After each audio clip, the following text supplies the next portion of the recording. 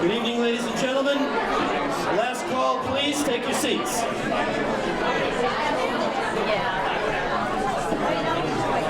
I said good evening and welcome to the 2013 edition of the Middleborough All Sports Boosters Association Hall of Fame induction ceremony. That's a mouthful. This is the 5th class of inductees that MASBA has welcomed to the Hall of Fame. Before we welcome the 2013 edition of inductees and their families, let me just make a couple of announcements.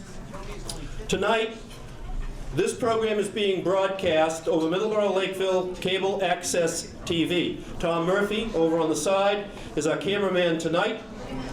All recipients, individual recipients, will be receiving a copy of tonight's DVD. I would announce also that there are raffle tickets on sale.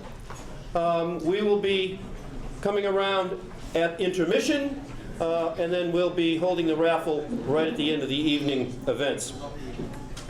This is not a buffet, so Woody Murphy, take off your elbow pads. The meal is coming to you. I would like to at this time recognize the 4 MASBA officers. Lisa Foley is the treasurer, Michelle Donahoe is the secretary, Darren Morano is the vice president, and Pat Sclafani is the president, and we'll be hearing from Pat in just a few minutes. At this time, I would like to introduce the Hall of Fame committee seated to my right, your left. Tim Harnett, in no particular order, just stand, that's great. Tim Harnett, Scott Nelson, Mary Beth Lees, Lou Garofalo, Chuck Soule, Ted Cahoon, John Siciliano, former president of MASBA, and Dave Wiley is our chair. Jim Carteret is the youngest member of the committee. And best looking. Whoa.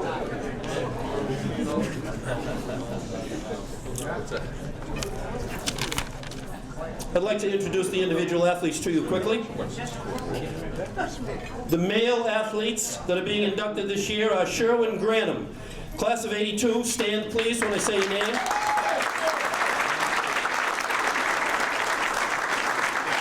Sherwin is accompanied tonight by his dad, Sherwin. We also would like to recognize his late mother, Teresa. Sherwin's son, Ty, is here, and Sherwin's girlfriend, Patty, is with us tonight.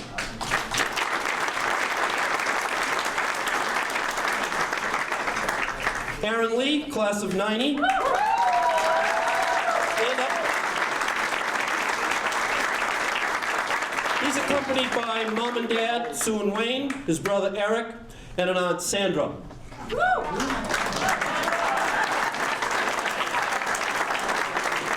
R.P. Cabral, class of '87. This is a posthumous induction, but his family is with us tonight. That couldn't be better. His mom and dad, Ray and Claire.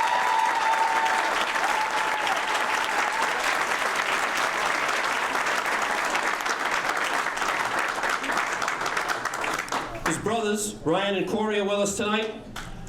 Grandson, Clinton, 9. Granddaughter, Lily, 7.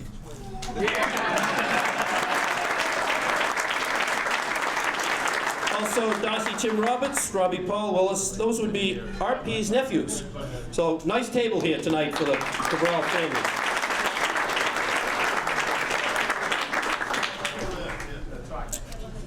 Female athletes being inducted this evening. Kristen Merrill, class of '95. Stand here, Kristen.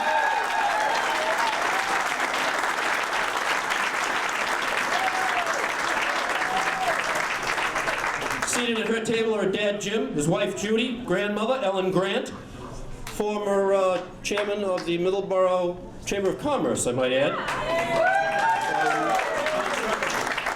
Nieces, Jennifer and Sarah, and last but not least, Kristen's brother, Scott.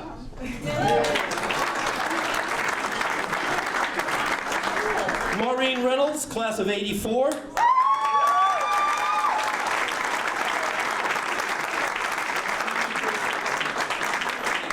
All these inductees look the same as they did when they were in high school. Maureen's dad, Charlie, is here. Her brother, Mike, is here. Children, Jeffrey and Brittany.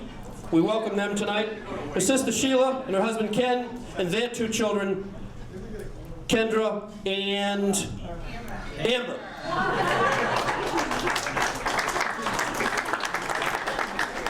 You don't use cursive a lot when you have computers now, so. Joan Bissonette Brewer, class of '51.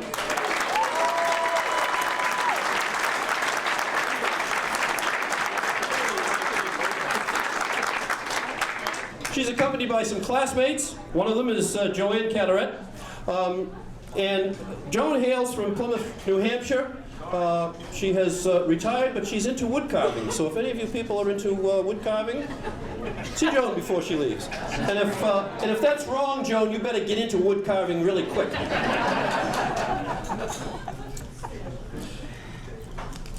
For his coaching contributions, the posthumous induction, Henry Battis, teacher, coach, and athletic director.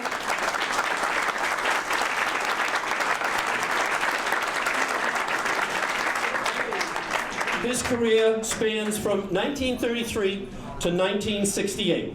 His son Steve and his wife Marcia are joining us tonight and will represent his dad.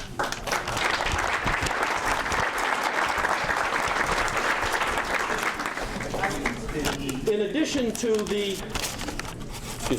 to those individuals, there are 2 teams being inducted tonight. The class of '68 baseball team. I met some of them earlier, and I said to them, "Who was the captain?" Geez, they couldn't figure out who was the captain. Come to find out, they didn't have one. But they all thought they knew, because they named each other. Then I said, "Well, who was the coach?" They all looked at each other again. They said, "Oh, we don't know." But they really did know. We're privileged tonight to have with us the varsity baseball coach, Mr. Ed Boyle.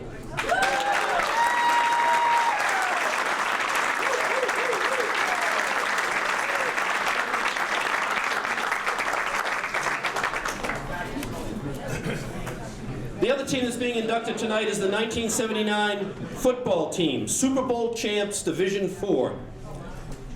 They were coached by Joe Callahan, assisted by Paul Butch Harrison, who is here tonight.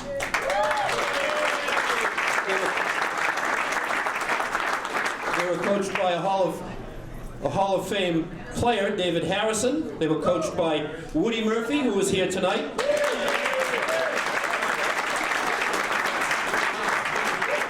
Also coached by Rick Linehan, Charlie Connell, Jim Savicki, who is here tonight, and Greg Sabine. The tri-captains of that team, they're all here. John Hogan, Brendan Murphy, and Daniel Scooter Vaughn.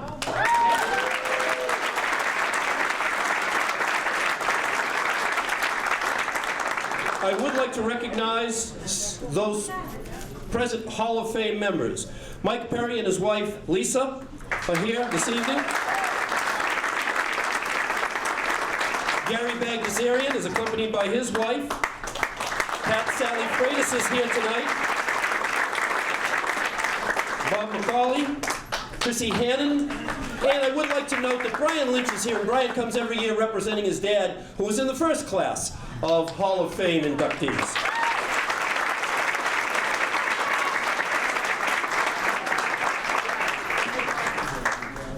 The administrative triumvirate of Middleborough High School is here tonight. Principal Paul Brannigan, Assistant Principal Danielle DeRoja, and Assistant Principal Andy Dizell. Don't stand up. Whatever you do, somebody will be looking for you. Stand up.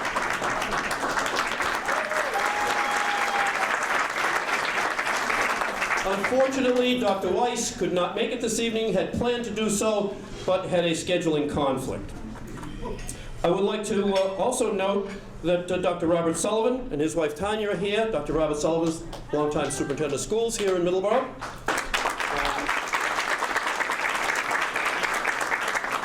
And I should note that Dr. Lawrence Osborne and his wife are here. That may sound rather formal, but if I said Ellie Osborne, everybody would say, speech and theater. and they'd say, Dr. Osborne, who's that? And then you'd say, Buzzy. And they'd say, oh, we know Buzz. Welcome.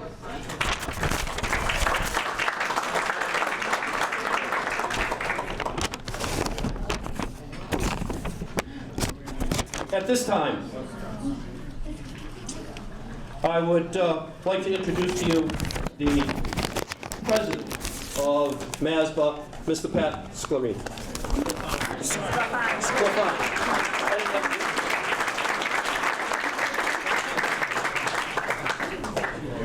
That's close enough. Thank you, Mr. Brooks, Mr. Perry. Thank you. Thank you, Mr. Brooks, Mr. Perry, members of the administration, Chairman Wiley and the entire Hall of Fame committee. Another fantastic job this year. Look at this place. Fantastic. Give him a hand, please.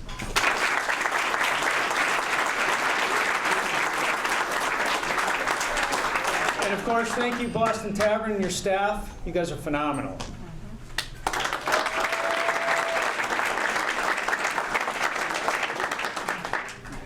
Good evening and welcome. What a great night.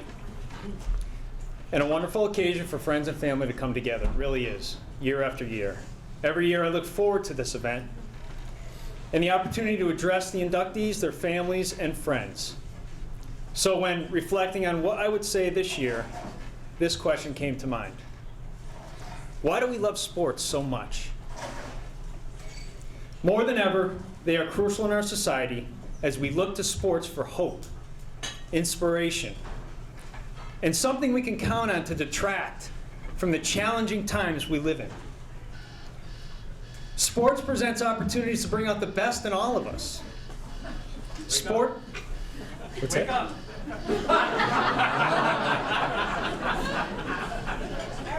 All right, you gotta go to work. All right, time to get up. As sports columnist Red Shannon helps us remember why sports are so important in our lives. All right, let's get that taken care of. All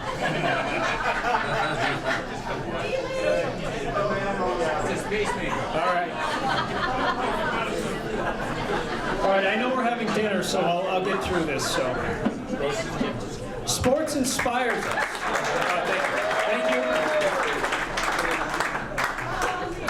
you. Sports inspires us. Athletes from all walks of life continue to demonstrate the fundamental nature of competition by giving us strongest, the quickest, the smartest, and most inspired performances. As witnesses or participants, this makes us lift our sights a little higher and encourages us to loftier standards in our everyday lives. And some must overcome serious injury to continue to play so that they can live out their true passion and dreams. Sports touches the depths of our emotions. Sports uniquely spans the spectrum of our emotions, with sometimes crushing losses or last-minute heroics to win a game. We are often up and down with the ebb and flow of competition. We all root for the underdog, and when adversity is overcome, it touches us deeply. Sports allows us to believe in the impossible. How many people here remember when Al Michaels asked us, "Do you believe in miracles?" Yes. How many remember that moment? I'm getting goosebumps thinking about it.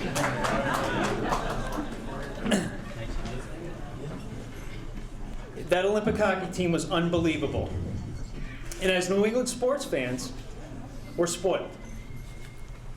We have a million memories to share on miracles by Bobby Orr, Larry Bird, Big Papi, Tom Brady. The list of legends is impressive. Sports engages our minds. To be at the top of one's game, the mental aspect is huge. Not only in the sense of getting motivated, but in devising a strategy, studying video, researching and developing training technique. More than any other time in history, sport has become a science. For the participant and the spectator alike, there is plenty of mental stimulation in today's sporting world. Sport validates our competitive nature. Win or lose, we all try to play our hardest, our best, and leave it out in the field. That's what made this country great. Sports provides the element of danger. faster, higher, stronger, motorsports, downhill skiing, boxing. Those are just some examples, but you must go over the edge to win in those sports. The vision of the skier careening over the jump in ABC's Wide World of Sports, that always comes to mind. You know, the thrill of victory and the agony of defeat. Lanky. What's that? Lanky. Lanky?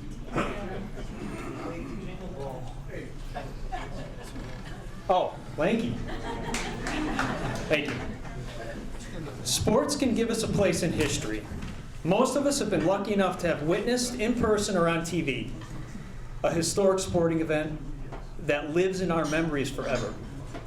And of course, some of us, like our honorees here tonight, have been fortunate enough to make history. You all represent the best in Middleborough High School sports, and that's why you're here. You gave us great performances, memorable games, extraordinary athletic feats, and produced legendary teams.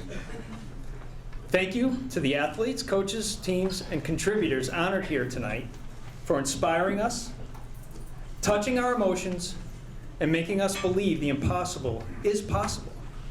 Your place in history is secure. Now, before I close, I would be remiss if I did not honor a great man we tragically lost in March of this year, James Braga.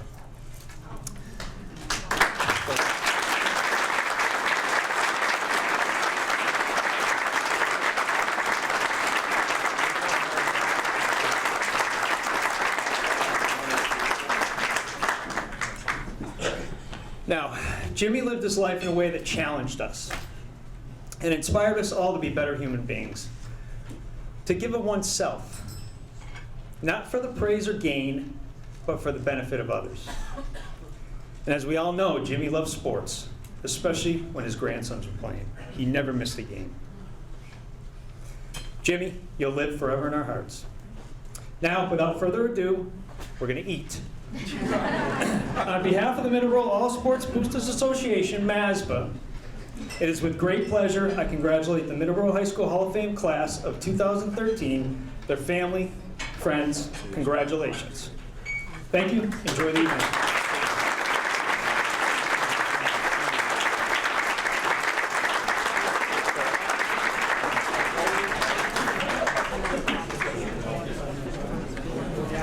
And now the highly right revered Reverend Tim Harnett will offer the blessing.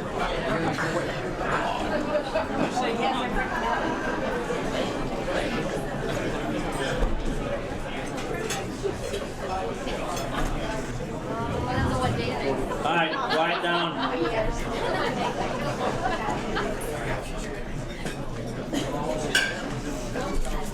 Before I give the invocation, I would like to just take 1 second to say for 5 years we've been very blessed by having an MC who has added so much to this program, Mr. Harvey Brooks. Thank you very much.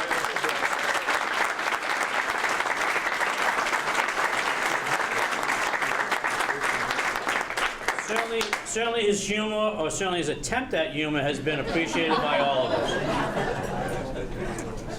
But before we start talking about all the accolades and accomplishments of our guest, let us all take a few moments to come together as a community to give thanks and praise. We bow our heads and we say, thank you, Lord, for bringing us all together for this wonderful evening as we honor those blessed with athletic skill, work ethic, and coaching ability. We also thank you for giving us those who made sacrifices that allowed our honorees the chance to do the things that they loved.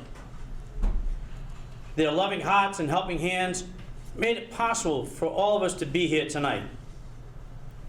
Lord, may we also remember the loved ones who cannot be with us tonight. May they be looking down on us and smiling with pride. Thank you, Lord, for the helping hands that prepared our meal tonight. And lastly, O Lord, we thank you for the privilege of being part of this wonderful community. Amen.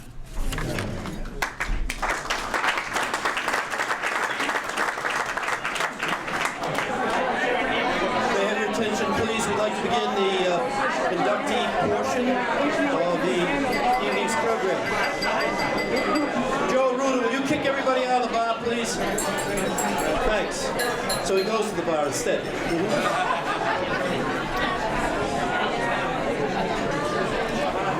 The wait staff will continue to clear, and they will be serving dessert during the program, but we want to begin.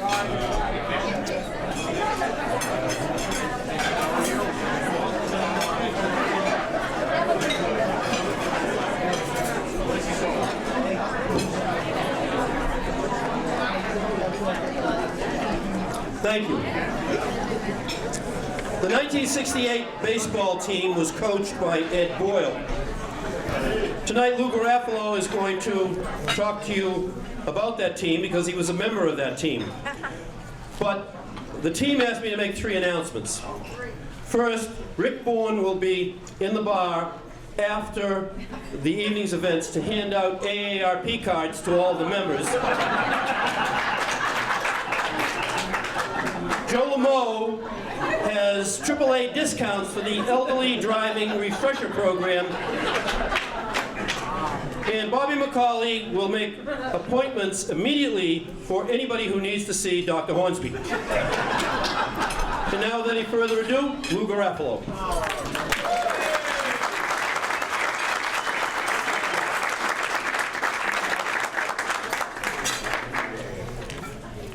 So it did occur to me that we have a 80-year-old inductee and a 84-year-old person that's inducting them, and somehow they thought the 60-year-old should go first. When I bring them up here, you'll understand why. Can't hear me? Okay. Turn it on. How's that? Welcome. This is the 5th annual. The other 4 have been great. This one's going to be great, too.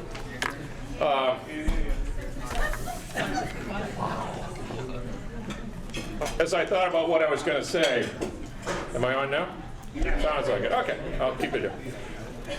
I recall the remarks Butch Harrison made last year when we introduced the 1966 basketball team. And for those of you that were here, Butch came up and said, I want to do 2 things tonight. I want to thank the committee for recognizing the achievements of our team. And then very poignantly, he said, I want to thank the committee for giving our team one more chance to get together. And I couldn't think of a better opening than that, so I'm going to use it myself this year. I would like to thank the committee for recognizing the achievements of our team, and I would like to thank them for giving us a chance to get back together. Some of us haven't seen each other for 20 years. For some people, it's been 40. So thank you. This team has actually been in consideration since we began this 5 years ago, but we never really thought in terms of a team. And if you look at your programs, you'll see that really what happened here was about a 3-year period of baseball dominance, and we really had thought about inducting an era. And that's difficult to do, but this is really tonight a recognition of 3 teams, and the 68 team happened to be the middle team and probably the best of the 3 teams. But virtually, well, all of us that are here played on 2 of them, and some of us played on all 3. So it is a recognition of an era of Middleborough baseball dominance. You can look in the program and you can see the first year, 67, we went 12-6. We won the Old Colony League Championship on the last game of the season, won the tournament, won a game, lost the second game to Somerset. In those days, to make the tournament, you had to finish first or second place in the leagues. The tournament was a little bit smaller and more elite. So the 67 team, co-champs 12-6. I'll fast forward to 69. Again, 12-6. We finished in second place that year. Went down into the tournament and played Somerset on their field, lost in the first game. Somerset had a shortstop that day that got your attention. He was quick, got your attention. Some of you may have heard the name. The shortstop for Somerset that day was a guy named Jerry Remy. The 68 team, again, was picked because probably was the best at 13-5, had the best record, went the furthest in the tournament, and had the signature game that sometimes differentiates the teams that we select. So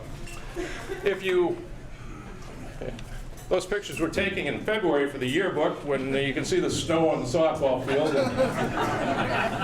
It was a different era. One of the pictures this all goes back to the summer of 1963, and that is a picture of the Little League All-Star team from 1963. Now, some of you know, and those of you that haven't been in town for a while, Middleborough is clearly a baseball town, have had tremendous extended success at the high school level between Mike Perry and Billy Lawrence. And that guy was a star.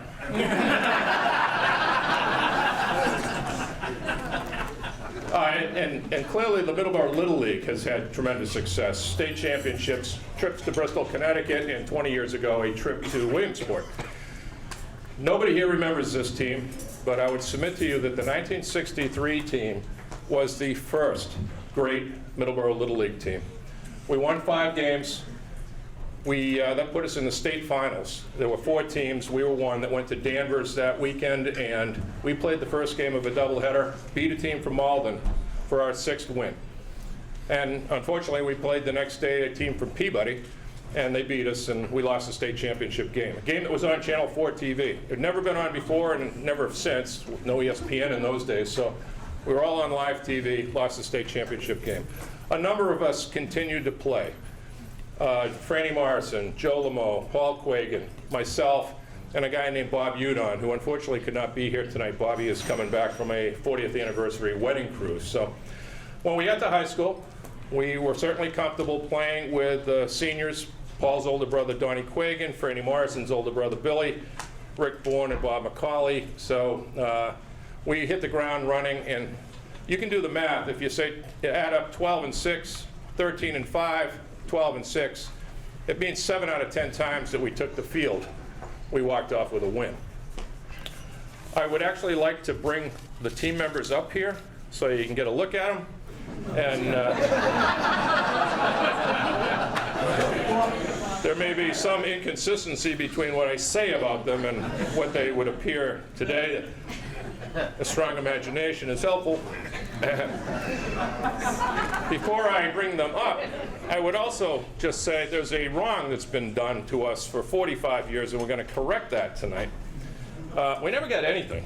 If you look at that picture of the scrubby 12-year-olds, we were all in our own individual uniforms, didn't even get an all-star hat. So we get to high school, at the end of the season, what happens? Joe Macy, the athletic director, says, you got to turn in everything, including the socks and the hat. He's going to clean them up and rebind them, and we're going to give them away next year. And if you were a senior, he told you you weren't going to graduate. I was a catcher, so God help whoever got my hat.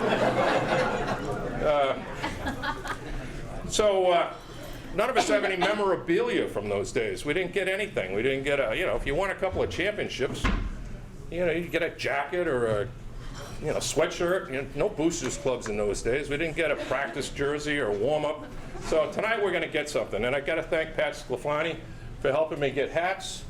And I'd also want to thank Mike Perry, the athletic director. When I called Mike and said, I'd really like to get hats, he said, I don't have any hats. But what I could do for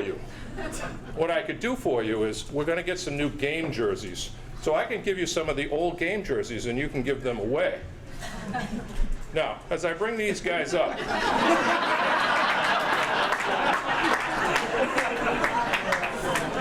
this will be slapstick comedy at its best.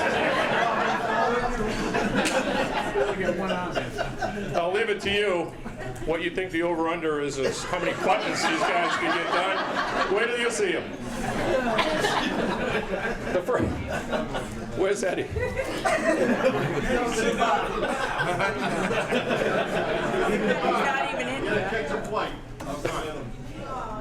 In all seriousness, we've inducted, this will be 10 teams tonight, and I believe our team from 68 has the most attendees. So this is a big night out for some of the 62-year-olds.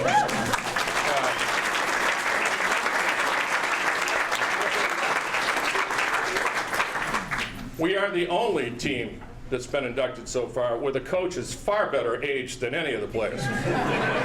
Eddie looks the same. And we realized as we reminisced about this over the years that while we thought he was a man, to us he was a man, He was all of like 25 when he was coaching us back in the day. Eddie was always described as fiery.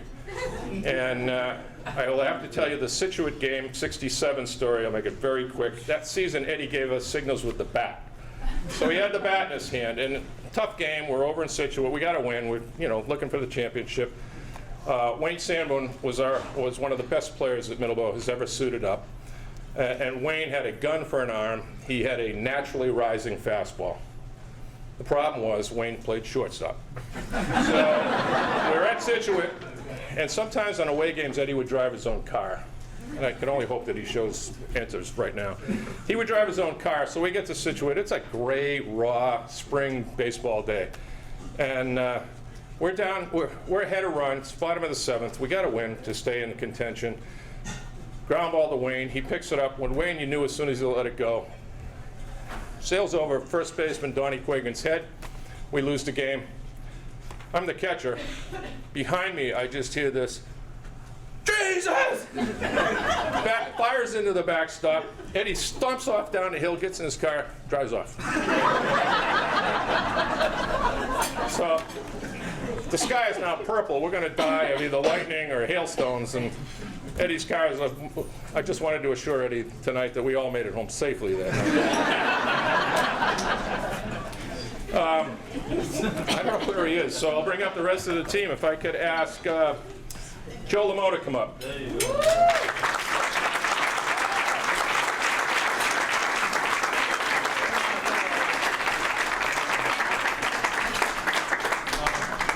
If there is ever a Middleborough baseball all-time high school defensive team, Joe Lamo is a starting shortstop. Joe Lamo is the starting center fielder. Next, if I can have Franny Morrison come up.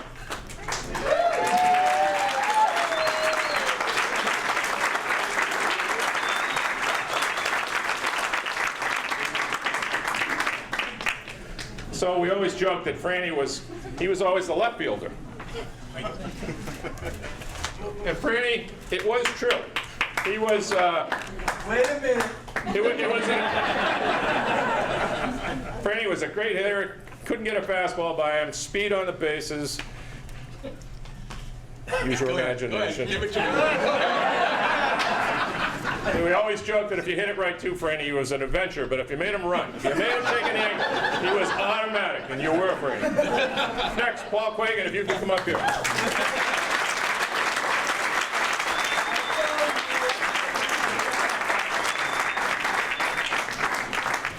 So Paul was one of the best players of this year, a three-year starter, pitcher, outfielder, first base. If there's ever a Middleborough all-line drive hitting team, Paul Quagan is on that team.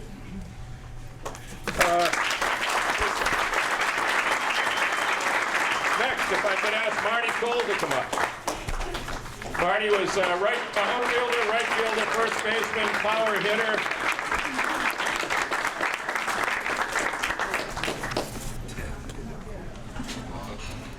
A few home runs in '69 that I remember. Marty, thanks. Thank you.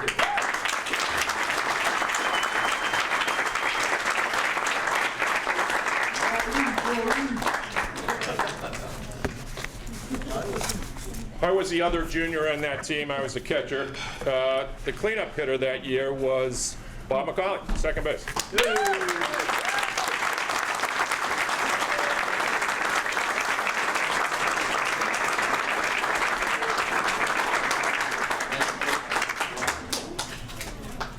So Bob is no stranger. Bob's made this walk a few times, and first class of inductee of as a male athlete. He was in last year's team as a key contributor to the basketball team. No surprise, he could actually play baseball. I will say that every year the committee meets in the spring, and generally the first question gets asked. One of the early questions that gets asked is, "What are we going to give Macaulay this year?" So the guy's been in 9 times for something. I have to say, we're done. This is the line.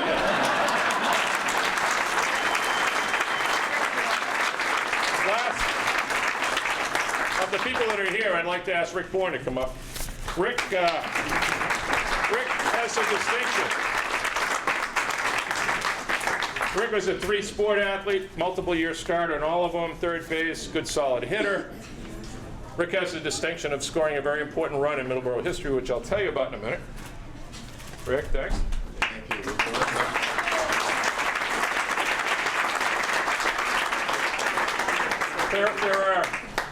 After the '67 season, we lost Wayne Sambone and Donnie Quagan. We knew we had a good team coming back, and we had this new kid that came into town, and we were told he's pretty good, and it turned out he was. Good power hitter, good hitter, big vibrant personality, named Butch Kelly. Unfortunately, we lost Butch 24 years now, I think, and his daughter is here. So I'd like to ask Megan Kelly to come on up.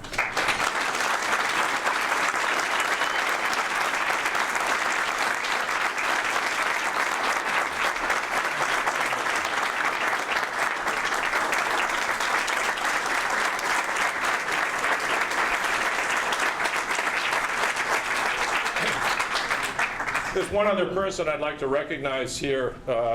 It's Paul Quagan's mother, Shirley Quagan. If you could stand up, Mrs. Quagan.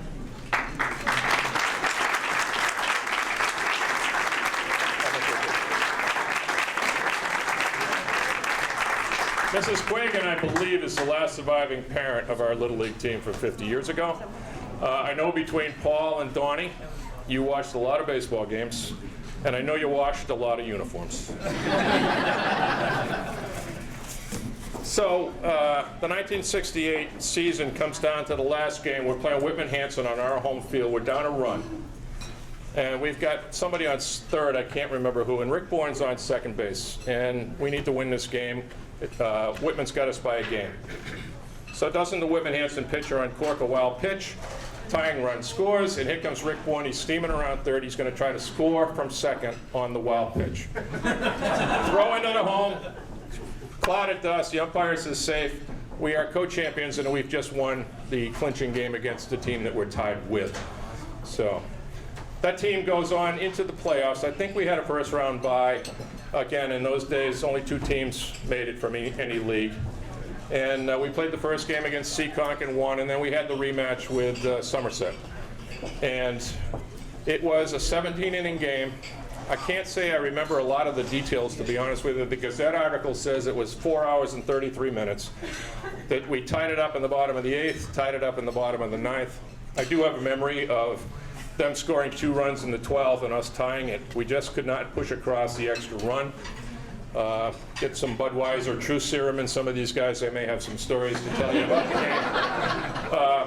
game. 5 innings later, Somerset scores 4 runs, and that was the end of the era. So quite a run, and I'll leave you with one thing. 68 season, we go over to Plymouth Carver, and we get off the bus, and there's a few people around, and I just remember coming off the bus with Bob Udon, who was our star player, and Bob. If there's ever a Middleborough all-time baseball team, Bob Udon would deserve consideration to be on it. Probably the MVP of the league that year, if we had such an award. So we come off the bus, and I hear some adult from the Plymouth side say, "Here they come." And that's always stuck with me. I can hear the person saying that, "Here they come." And perhaps I'm remembering this the way I want to remember it. But yeah, here we come. This is a big game for your team. This is a special game for your team. You play in the first place team. You play in the defending champion, no less. Your team's kind of fired up about the game, and we're probably going to get your best pitcher, but we always get the other team's best pitcher. And I just remember those days that 7 out of 10 times we walked off that field a win. And I knew it was important back then, and it's satisfying 45 years later. There is nothing more satisfying than to be a contributing member of a championship team. And we all got to experience what it's like to go out on the field and win. In fact, did it twice. So there's nothing better than that. You can't buy it. You can't politic for it. It doesn't matter who your parents are. There's nothing better than to be a contributing member of a championship team. You earn it on the field, and you've earned it for the rest of your life. I was happy and proud to be part of this group when we all played together. We're all still friends, and I'm happy and proud to be the one that inducts the '68 baseball team into the Hall of Fame.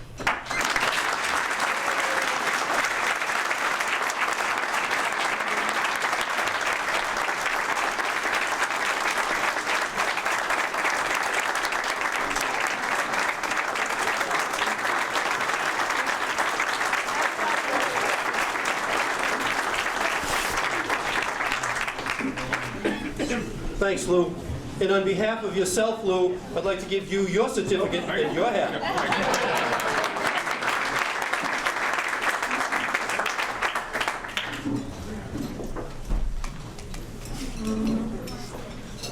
We begin and we end with teams, but in the meantime, we're going to do a number of individual recognitions this evening. Kristen Merrill, class of '95.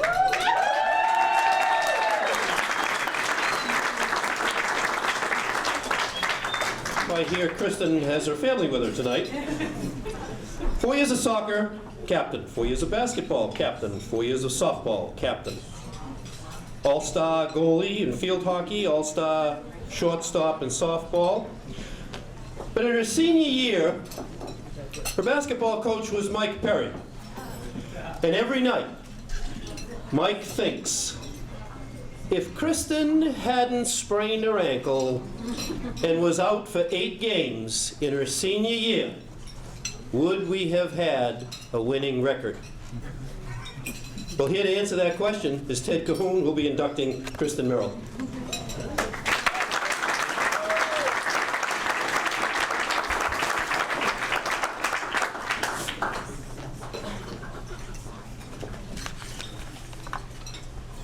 Avi, I truly don't think I can answer that question. However, I do want to thank you, and we appreciate your willingness to be the master of ceremonies year after year. As a former student of his, I love being able to stand up here and call Mr. Brooks Harvey. I try to throw in a little nugget each year about Mr. Brooks, the former science teacher, guidance counselor, coach, and 2-time principal at MHS. I ran into him after his second retirement as a principal a couple of years ago at a Silver Lake baseball game. Exchanged some pleasantries, and after the game was done, I saw him walk away. He hopped on the bus and drove the team home. He's truly done it all. Doing it all is a great way to describe the athletic career of our next inductee. She played 4 years of soccer, 4 years of basketball, and 4 years of softball in MHS. At Bridgewater State, she played basketball, softball, and rugby. And she has played ice hockey from Cape Cod to Los Angeles. It is now my pleasure to introduce one of Middleborough High School's most outstanding 3-sport athletes who will enter the Hall of Fame tonight, Kristen Merrill.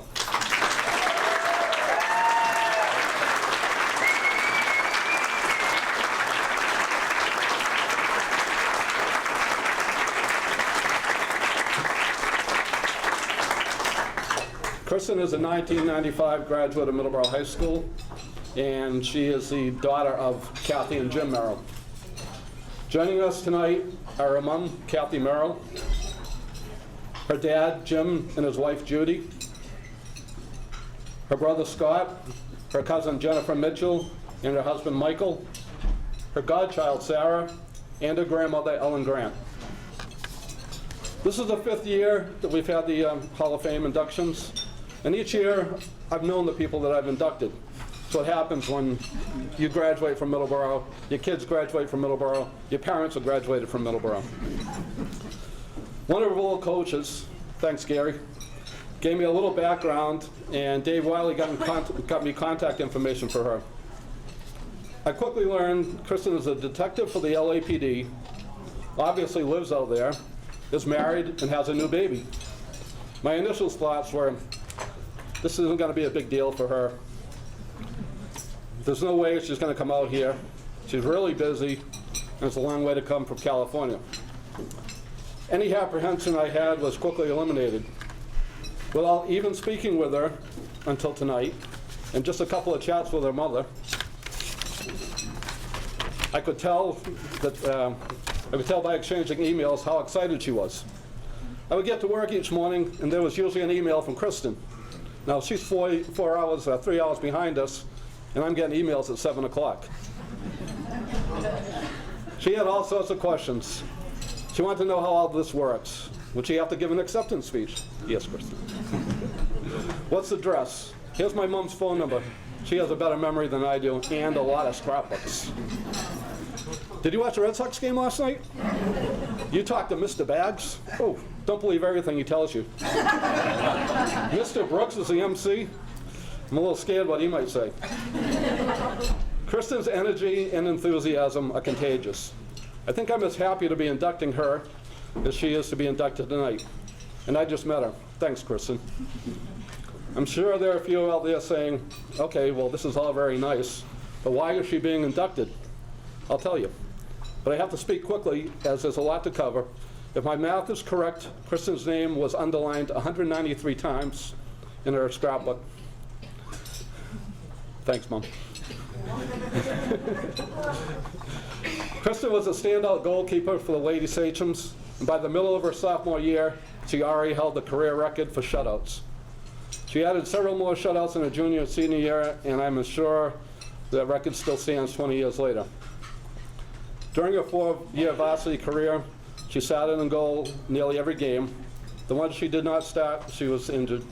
Occasionally, Kristen would be replaced in goal to let her have some fun on the offensive end, and did manage to score a few goals. She was named the Atlantic Coast League All-Star Goalie, a fine honor to cap her outstanding soccer career.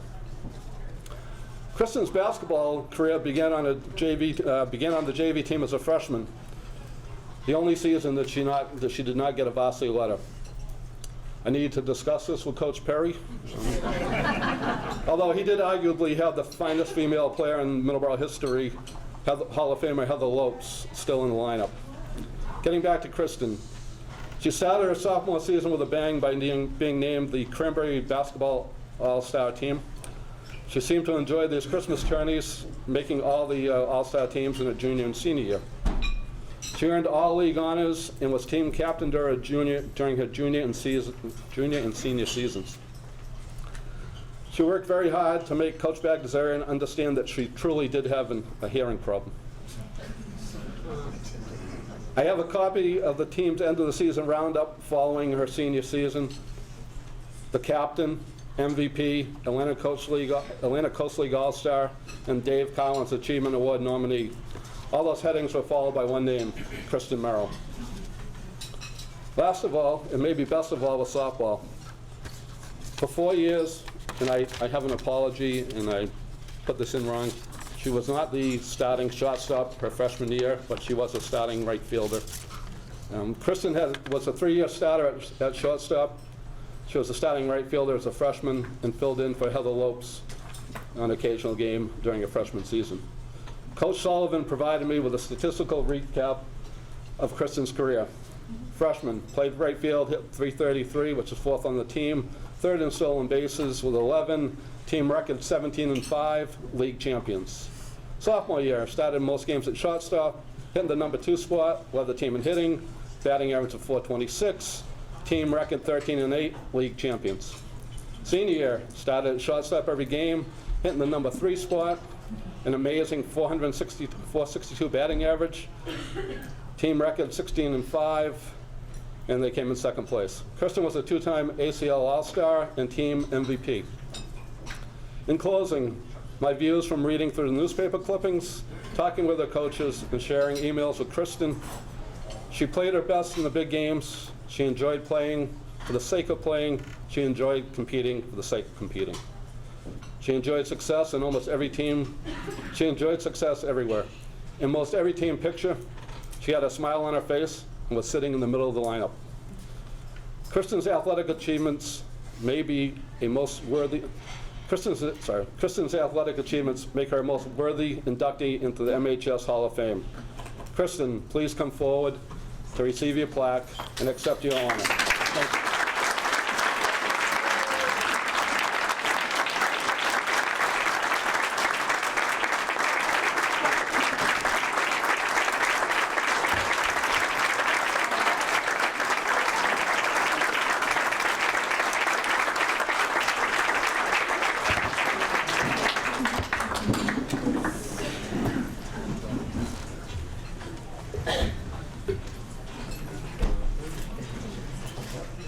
Hello, everyone. So that was all before steroid testing.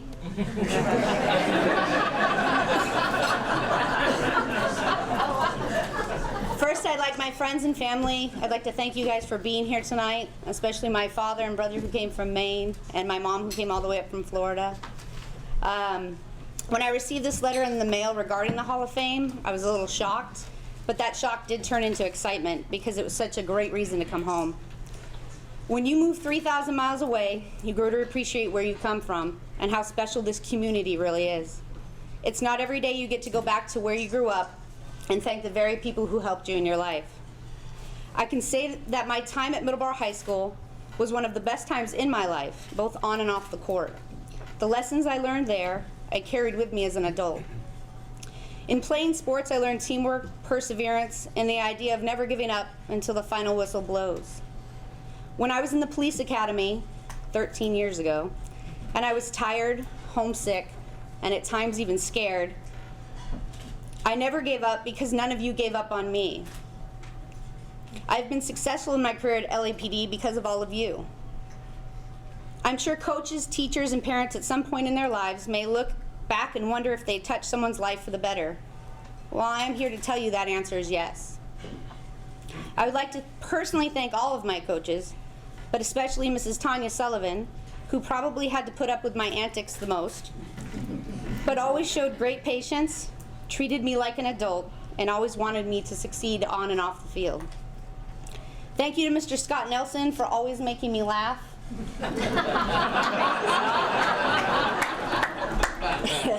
Mr. Carlos Costa, who was my soccer coach, for showing me that practice does make perfect, even though I didn't like practice. And thank you to Mr. Michael Perry, who was such a great man to be around. I worked with Mr. Perry at the Parks Department, and he was my basketball coach in high school. Mr. Perry took our entire basketball team whitewater rafting in Maine because he was always about team building and teamwork. What I learned most from him is that there is a time to be serious and a time to have fun. So I don't know if I should mention the peanut incident at Fenway Park, but I don't eat peanuts naturally. I eat them with the shell. So Mr. Perry decided to let the entire bleacher section at Fenway Park know, and they all made fun of me. I would like to especially thank Mr. Gary Bagdasarian for being a wonderful father figure and mentor. He is the one person who could kick me in the behind and get me motivated, even if I couldn't really hear him.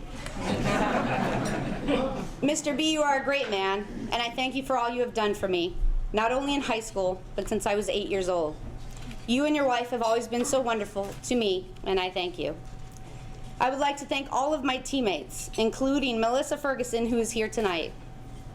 You made playing sports with you amazingly fun, and I cherish that we have remained friends for over 30 years.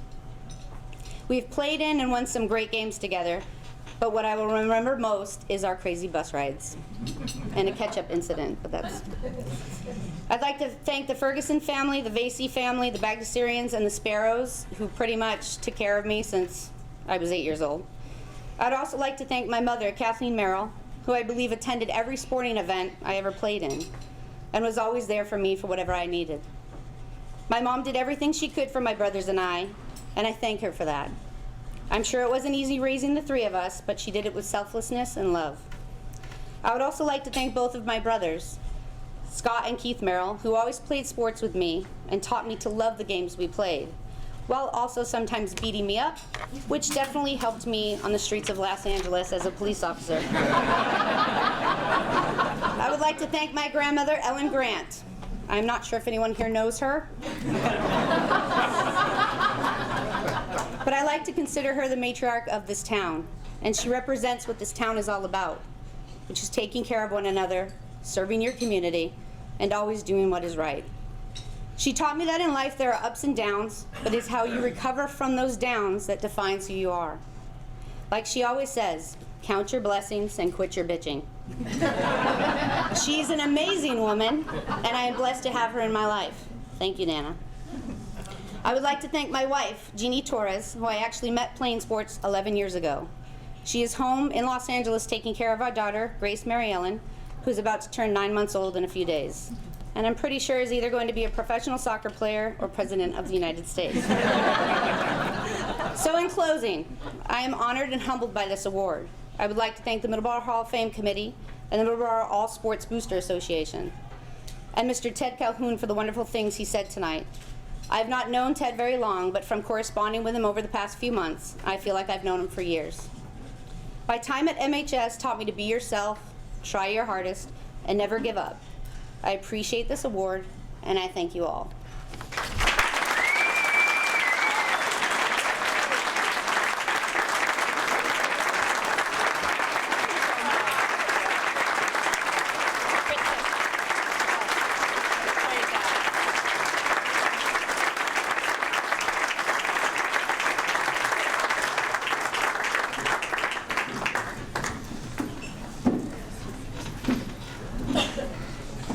Congratulations, Kristen. To see the '68 baseball team when they said LAPD detective, everybody went kind of, oh, no. Oh, you can tell Joe Lamo to come out from under the table now.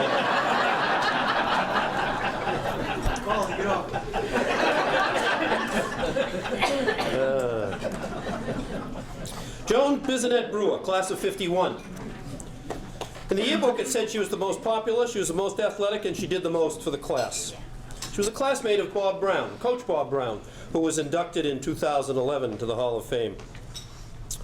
She played field hockey, basketball, softball. Yes, they had all three sports in those days. And she played in the band and orchestra, the flute. I'll paraphrase from the history of the class of '51. Said our class had an unusual supply of good athletes. The girls were not to be outdone by the boys. Our most prominent athlete was Joan Bissonette. Here to induct Joan into the Hall of Fame, Mary Beth Lees.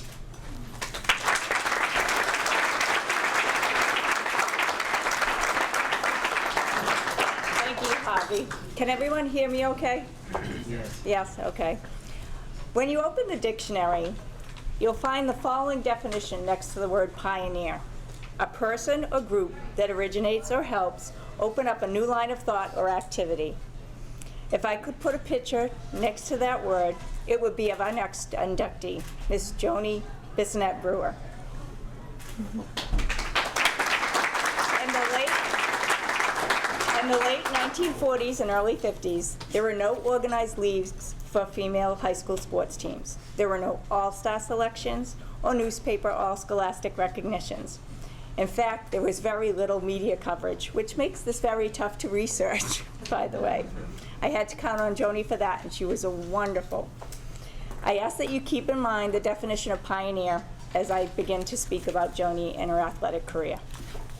Her athletic career started on what is now known as the National Guard Armory. That was Joni's field of dreams as a neighborhood child growing up in Middleborough. When trying to locate Joni, I did contact one of her good childhood friends, Mr. Buzz Osborne, and he was gracious enough to give me her contact information. When I told him why I was contacting her, he was thrilled to hear that she was being inducted and said that she was one of the greatest athletes he can remember. He also told me that she was always picked on the neighborhood teams before he was. When I met with Joni in October, I told her that story, and she said, well, and I don't mean this in any way bad, Buzz, but she said anyone would have been picked before Buzz.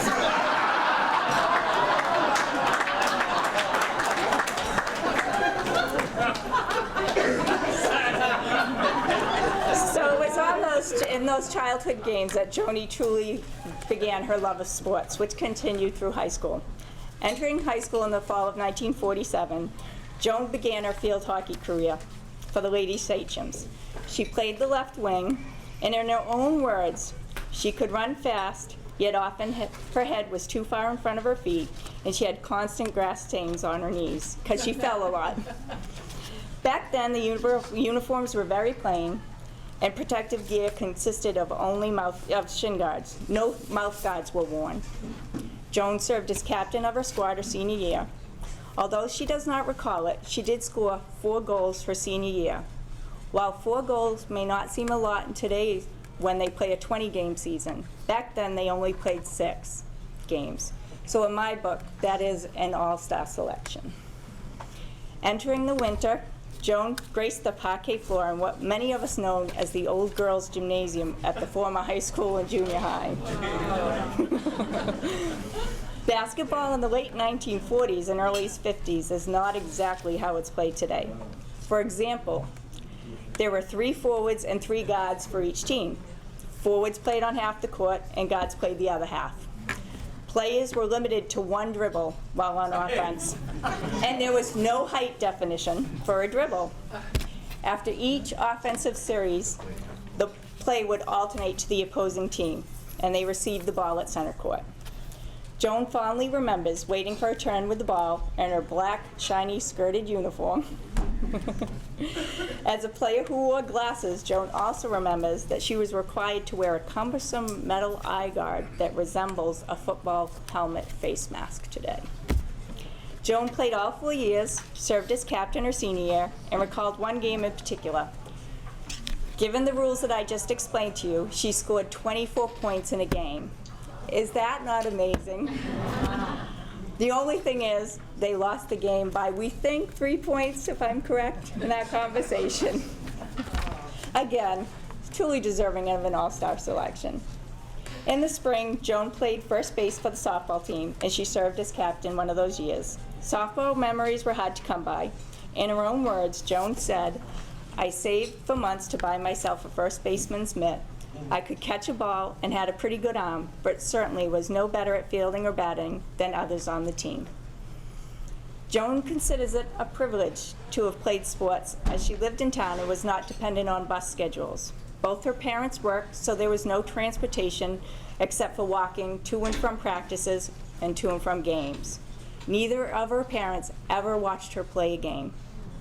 No games were played under the lights, and away games were within an afternoon's round trip. Joni chuckles about this fact because she told me that she recently drove 200 miles to see one of her grandson's soccer games. So as you can see, Joan truly was a pioneer for female sports in Middleborough. Her participation during the early years of female sports was truly groundbreaking and paved the way for future female athletes and Hall of Famers who to this day are all proud to have displayed their Sachem pride. Joni enjoyed her sports career at Middleborough, and through the encouragement of her high school coach, Virginia Bartlett, she attended the Beauvais Boston School at Tufts College, where she received a bachelor's degree and a certification in physical therapy. She worked as a physical therapist for many years. In fact, she established the physical therapy program at Spear Memorial Hospital in Plymouth, New Hampshire, in the late 1970s. Joan is the daughter of the late Alvin and Melba Bissonette. She was married to her husband Jim for 26 years, and although divorced, they remain very close. She has twin sons, Scott and the late Duncan, and one daughter, Kate. She has 7 grandchildren and 4 great-grandchildren.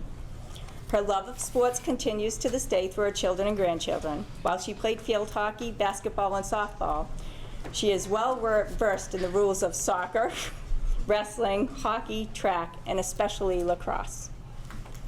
Retired since 1999, Joni owned her an RV and traveled cross-country for several years. She now calls Plymouth, New Hampshire home. There, she has mastered the art of wood carving. She also can be found, seen, and sometimes possibly heard at many sporting events, cheering on her grandchildren while at play. At this time, I want to thank you, Joan, for sharing your experiences, your memories, your recollections, and your memorabilia with me. I truly enjoyed meeting you and getting to know you the way that we have. You have provided me with a history lesson that I never received at Middleborough High School.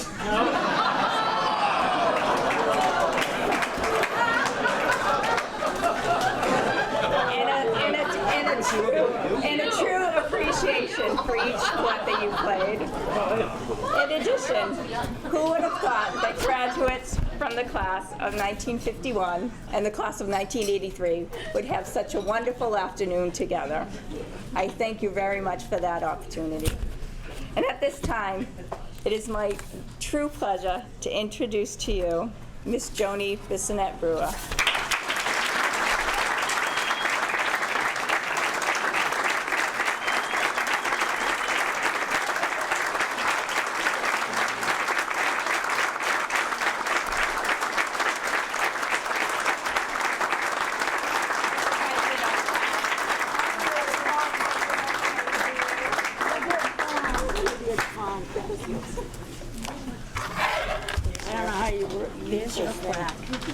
Oh, wow. You know, I don't know, can you hear me?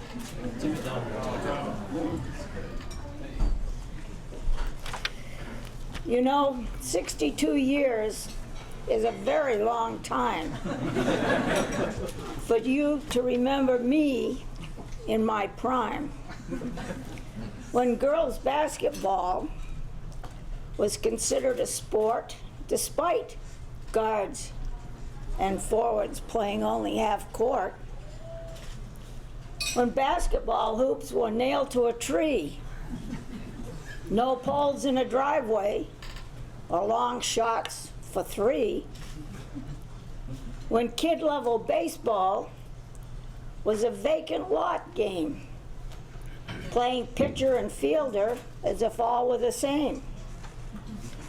When you're out, safe decisions had to be made without parents, coaches, or umpires involved in games played.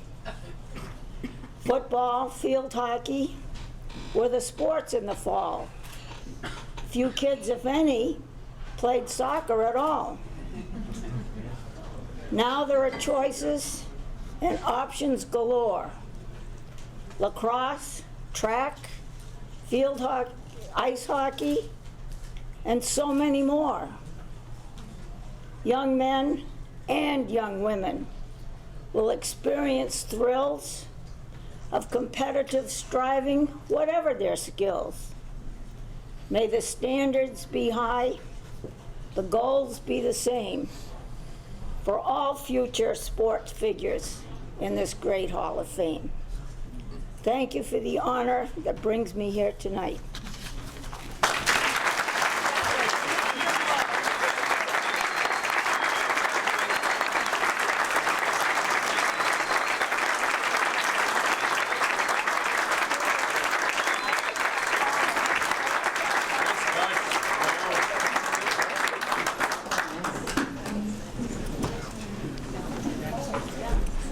I don't know about the history thing, but I love the iambic pentameter.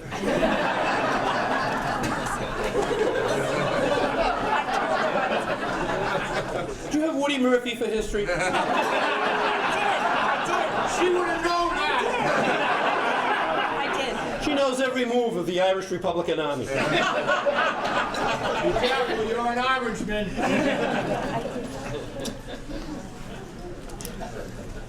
Henry Battis retired from Middleborough High School in 1968. I was privileged to work with Henry for 2 years as a rookie member of the faculty.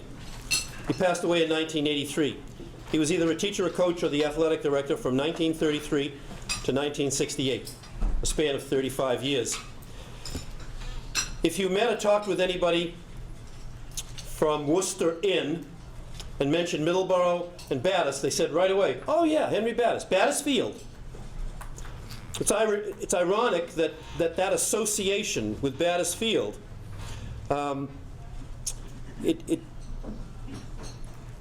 what Henry did was he gave so much more to Middleborough than Battis Field and the stadium. And tonight, Jimmy Carteret, a contemporary of Henry's, is going to tell you a little bit more about his devotion, his vision, his personal efforts for the youth of Middleborough. Jim?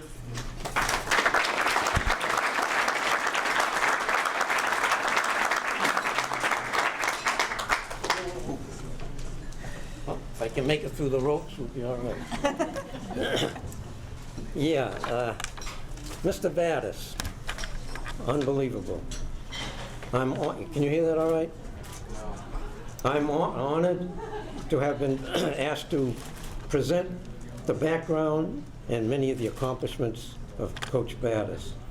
He graduated from high school, Boston English, and then he went to Springfield and graduated with high honors. He joined the faculty in Middleborough High School in 1933 at the age of 27 as a civics teacher and assistant coach. The following year, in 1934, the school committee appointed him head coach of football, basketball, baseball, plus he also had track and all the field events to take care of. Now, taking over all these sports, back then there was no athletic director. He was unofficially the athletic director. He had to do all of the scheduling, all the booking, calling all these different towns, lining up teams to be played, and it was quite a chore. But it all came under one thing, that's all. But in doing all this, he set the stage for Middleborough to have one of the best sports programs in the state. And unofficially, to direct the first 5 years was a struggle. One thing was the funding. He had no funding of any consequence. He used to have dances. He used to schedule dances. He ran magazine drives. Yeah, he even got us kids one Saturday all together, cut us in a truck, and we went to a cranberry bog, and we scooped cranberries. And believe it, we learned how to use the scoops too. Yeah. But he really set the stage for the sports in Middleborough. And I think I would consider him like the founding of the programs from there on in. In his other problem, he had numerous problems. First, he had no area for equipment or office space, anything along that line. But what happened eventually is when the town switched the high school over from coal, using of coal bins, he took the coal bins and framed them all. Can't hear me back there. He had the coal bins all cleaned by volunteers, and this was all in the basement. And he turned them all into athletic rooms for all of his equipment. He made an office for himself, and on top of that, he had to build all the lockers. The town was very helpful in volunteering, and they gave him a lot of the equipment. I remember Shirtlift Lumber supplied the lumber for the framing, and he turned that whole cellar into office space and locker space. And incidentally, another way that he used to make a few pennies is we had combination locks on all the different rooms. Every locker had its own. If you could not open your locker, it cost you a nickel. Cost you a nickel, right? And of course, some of us kids got kind of smart, and if anybody left them unlocked, we'd take them off and put them on backwards. So you would get an extra nickel to get them off of there. So that was his only means of really making money at that time. The only sport that he could make money off of was basketball, because that was enclosed. That was within the gym, but he could not raise money from football. The football at that time was played on what is now the outfield of the softball field. That was the football field. It was along there. And he had no way, where it was Pierce Trustee's property, he had no way of charging a fee. So it was just impossible to raise funds. Other problems that he had, along with all these other towns, he founded the Old Colony Baseball and Football and Basketball League. He was one of the founders, and they set that up. And he had to do all the scheduling. So back then there was no athletic director position like Mr. Perry has today, so that it was all done by him. He coached, he had, I'll tell you, the first 10 years, 1934 through right up through almost the 1940s. Those years, there were no records, but thankfully, I could get into the Middleborough Gazette through the Middleborough Public Library, and we were able to put together all his past records, which was quite a thing. He had various teams. He won the Old Colony League in 1950 and 1951, the championship teams, and one of his best projects, well, was really a couple of them, but one that I considered pretty good was Middleborough did not have a skating rink of any type. So he went before the town selectmen, and they gave him permission to build a skating rink. He built it off of East Main Street. It was called a Stony Brook area, and it was owned by the Pratt family. And Ernest Pratt, who had an ice house in the back, he gave them permission to flood that area, to dam up the water from going under the street, and he built a skating rink. It was large enough for a hockey rink on one side and public skating on the other, and it was open to the public. And I think at one time there was at least 400 members of that. That ran until 1941, when it was dismantled because of, I think that was the beginning of World War II, and he had no way of continuing it, so they dismantled it. They actually built a clubhouse they put down there, and it served for the skaters, and that was eventually moved up to the football field in later years. But this was one of the many things that he did. Another one was during 1941, the war was on, and he built a commando course in the outfield of the baseball field.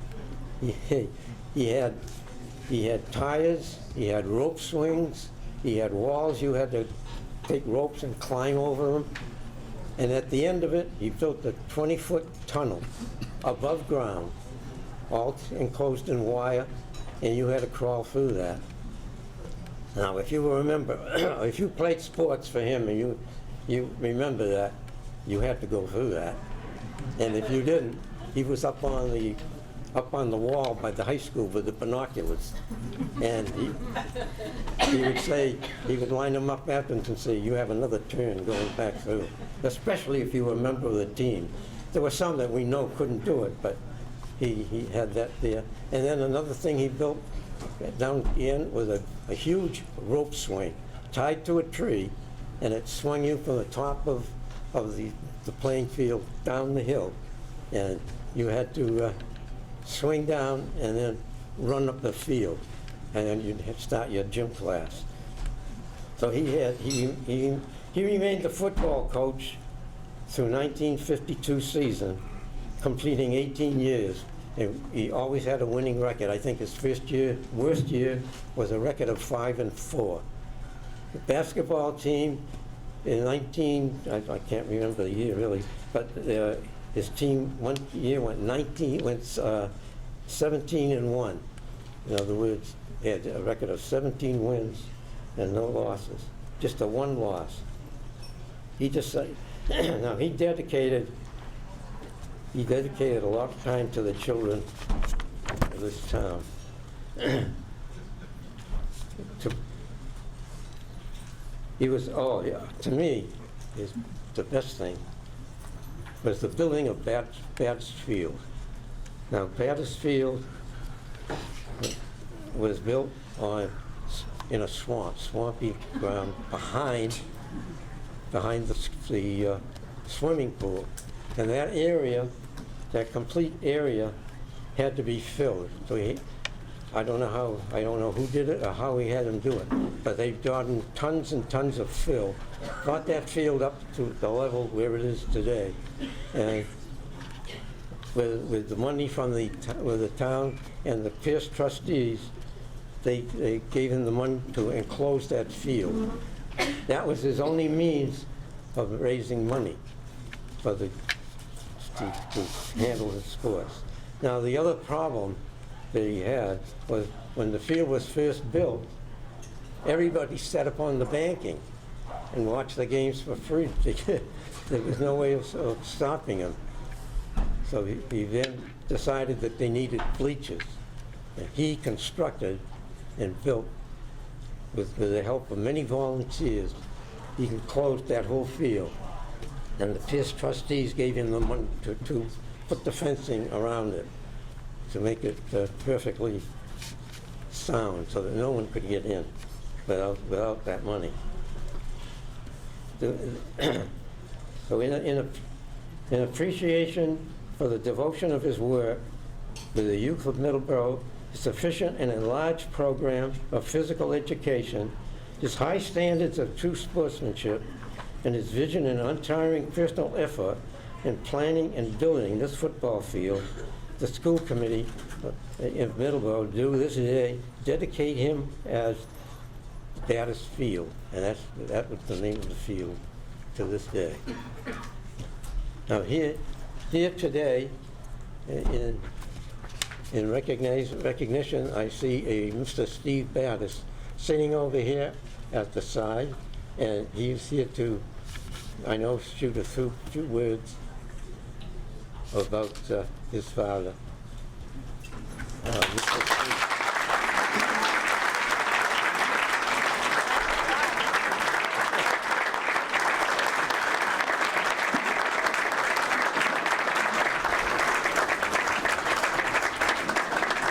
I left a few extra things for him that I know he'll talk about. I should point out that Jim stole a lot of my thunder there.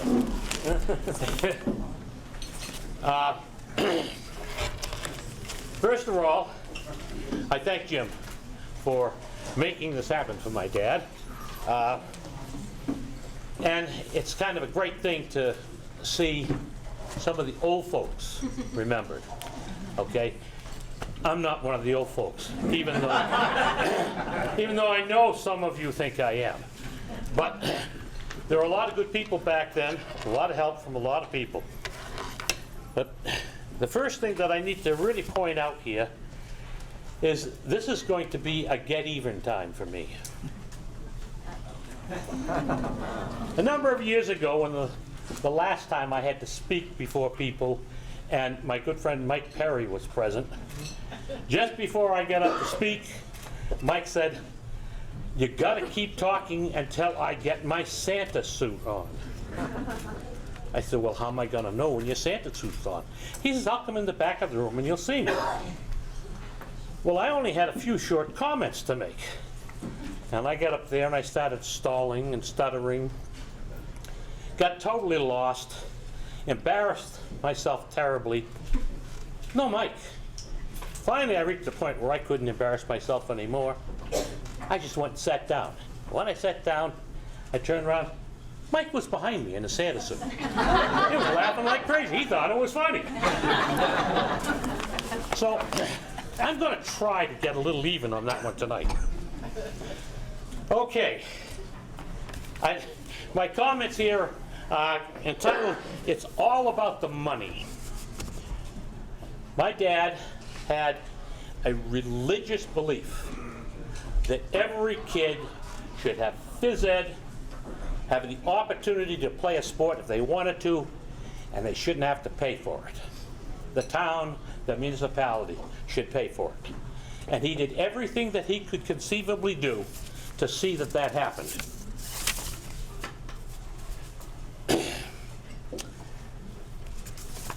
Well, last page here.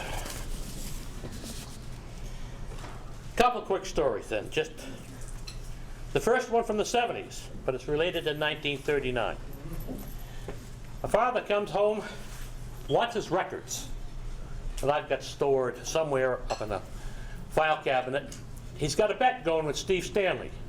You all know Steve Stanley? He's one of the recipients here. My father worked for him after he retired. He had a bet. The bet was that the town of Falmouth had just spent more money for athletic tape for the football team than my father had for the entire year of 1939 for the entire athletic program.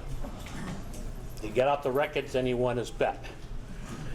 Some of you old-timers might remember that every once in a while you went into Steve's Sport Den and there was a nickel taped to the cash register. That nickel was one that Steve won the bet. And he tape it right up there for everybody to know that he won the bet. There wasn't one there very often. At any rate,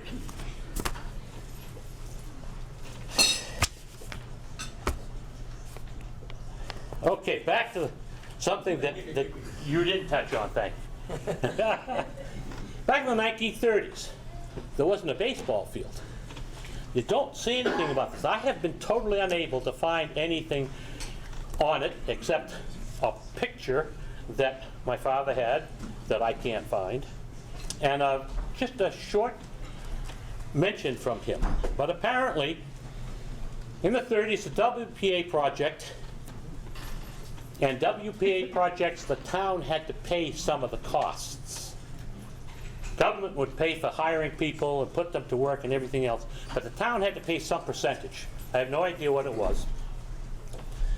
They decided they were going to do this project and make a baseball field out of this hillside. A number of people were selected by the town. They paid their salary. That was their share of the whole thing.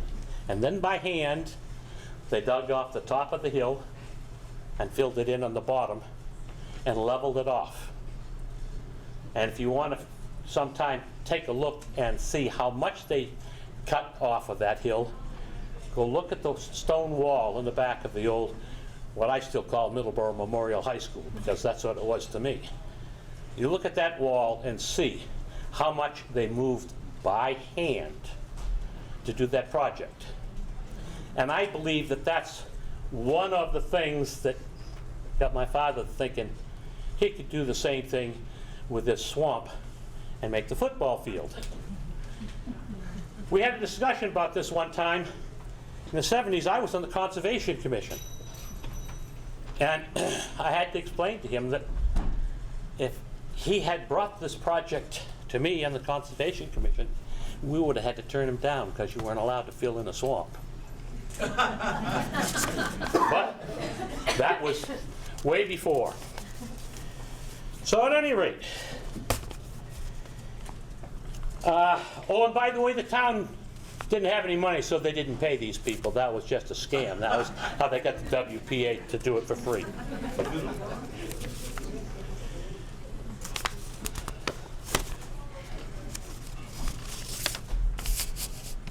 Okay, you talked about the games and all the rest of that, but you didn't mention the fact that I spent every home game of my youth, basketball and football, selling Farrah's chocolate covers and ice cream sandwiches to make a buck for the sports program. At any rate, once the football field got built, then he started getting enough money in where he could really expand the program.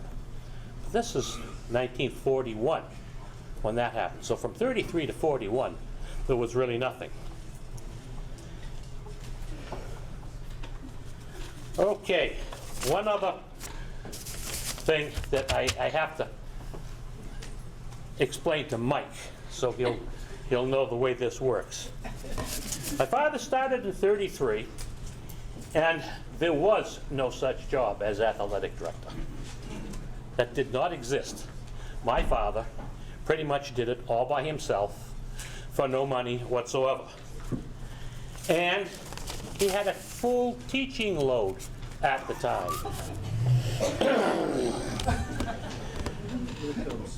In either 52 or 54, the town decided maybe they'd create the job of athletic director. They gave it to my father because he'd been doing it all that time, and they gave him a stipend. Now, I don't know what the stipend was in 54, but I know that in 1963, when my father resigned as athletic director, the stipend was $600. He still had a full teaching load. He still had to do all the athletic director's work after school, evenings, weekends, and vacations.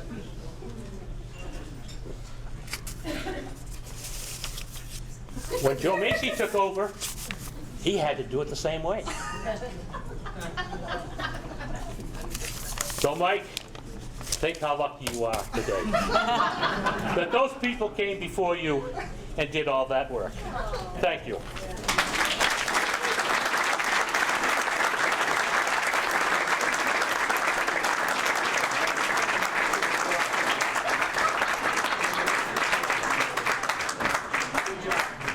I want to add one more thing to this, and that was about discipline. Now, Coach Battis was a disciplinarian, and I can attest to that. It seems that when we were kids in school, we had a habit of scratching our initials into the wall or into the locker rooms in nice fashion. Well, I was one of the victims. I put my initials in there along with a few of the others, and one time I got a call up from a study hall and said, Mr. Battis wants to see you down in the locker room. So down I went, and he points to the wall, and he says, are those your initials? I said, yeah. He said, before you deny it, I want to tell you a little story. He said, there's a lot of other kids in here that have the initials JC, just like yours. But none of them have JWC, which was yours. So he handed me a can of paint and a paintbrush, and he said, you can either finish this wall on your first class in the school, or he said, you can do it after school. Well, I had no idea I wanted to face him again, so I decided I would do it during the gym class and not get embarrassed by it. But when the job was done, he said, you did a very good job. But he said, if I have another job like that that's needed, I'll let you know.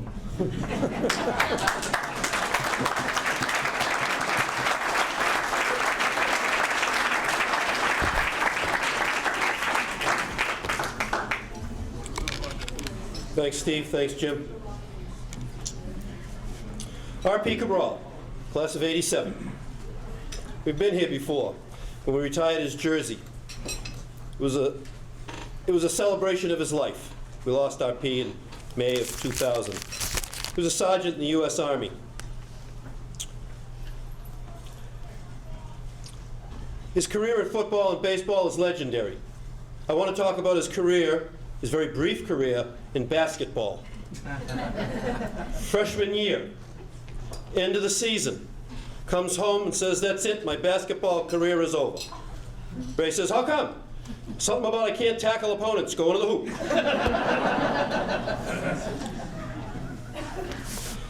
Number 6 is retired, and it resides in the case at the high school. It's here tonight with a lot of RP's hardware. I used to say RP has more hardware than Albert Fayetti. Yeah, that's a summertime joke. Summertime you get it, summertime you don't. And I know everybody over 50 years old in the room now. Here to induct RP is Chuck Soul.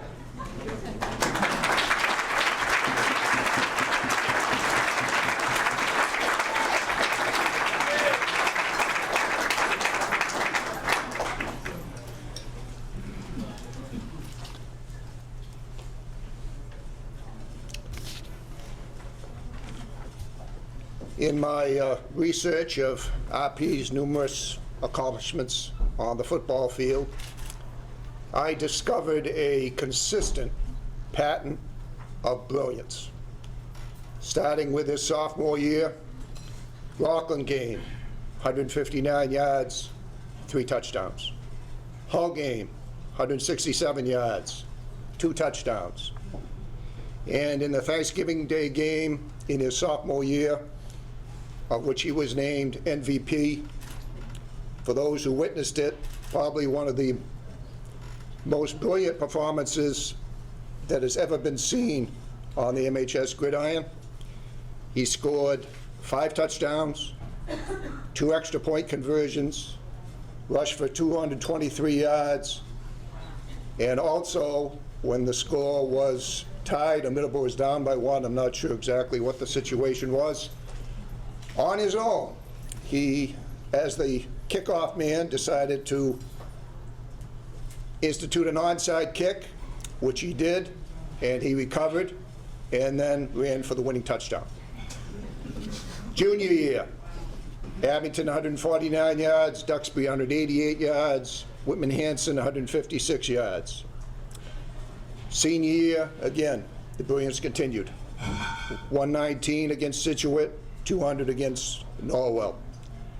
He's the only back in MHS history to rush for 1,000 yards in his sophomore, junior, and senior years. Each time he touched the ball, he averaged over 5 yards a carry. One of my lasting memories of watching RP play at the high school level was having him perform behind probably one of the largest offensive lines that Middleborough had ever seen. Now, for those that knew RP, he was not tall in stature, maybe 5'4", 5'5", if he had his heels on, between 155 and 160. And his line from tackle to tackle probably averaged 6'2", 225. Garrett Perry, Kevin Sittler, Mark Goss, Rick Fuller, David Muirhead, to name a few. And again, RP would have that quick burst, and he'd be into the second line of the defense, hiding behind that offensive line before the defense had a chance to react. RP received numerous postseason awards. He was named 2-time South Shore League Player of the Year, 3-time South Shore League All-Star. He was a nominee for the Otto Graham Award in his senior year, 2-time Boston Globe and Boston Herald All-Scholastic, 3-time Golden Helmet Player of the Week Award, 2-time Taunton Gazette All-Star, and as I mentioned, he was MVP of the Thanksgiving Day game in his sophomore year.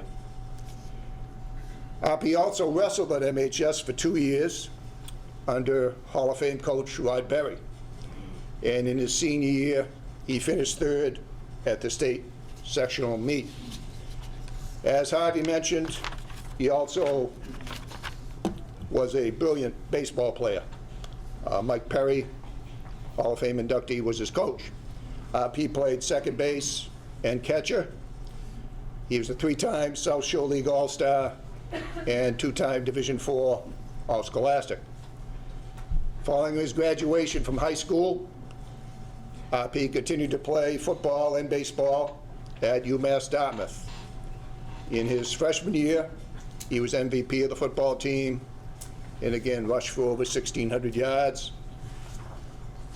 And he also, in his tour of 10 years with the U.S. Army, played baseball at various Army bases throughout the world. In talking to RP's mom and dad, gathering the information, Ray and Claire, for my speech here tonight, they wanted me to mention that RP got his start in baseball with the General Electric team, coached by Ron Holmgren, and also in the Twilight League was coached by Hall of Fame inductee Gary Bagdasarian. So they started him on his way. It is my honor and privilege to induct RP Cabral into the MHS Hall of Fame for 2013 under the category of male athlete. Accepting his honor will be his father Ray, his mother Claire, and his twin brothers Brian and Corey.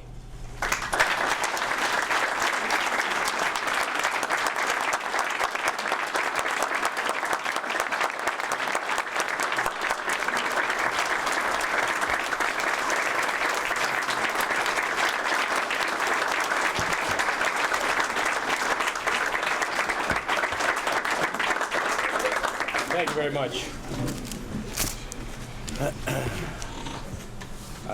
On behalf of our family, we would like to thank the MASBA Board of Trustees for nominating and inducting our son to the Hall of Fame. In addition to that, we'd also like to thank Chucky Soul, who started him in football, also Paul Washburn, who were role models, not only just coaches, but real life models for RP. But he had a lot of them in this town. Ron Holmgren was one in baseball. Gary Bagazarian was another.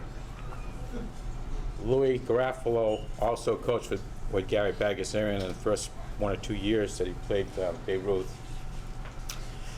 And learned a lot from Gary. And Gary made things fun, as long as he was winning. He'd always give RP the look when he'd get on first base and it was like automatic go. He wanted to go to second base. And Gary would go like this. But he taught him one play in particular, and I was at that game, and I thought RP had lost it. The pitcher had the ball in his hand, pitched the ball to the catcher, and then RP took off to home plate. And he stopped halfway to 60% of the way down the line. And then Gary jumped off the bench and yelled, "RP, what are you thinking about?" And then RP would turn around, and this was a design play, which I didn't know, turn around and make believe he was running back to third base and do a complete 360 and run back home because the catcher threw the ball to third base. And Bag would be right there going like this. Okay.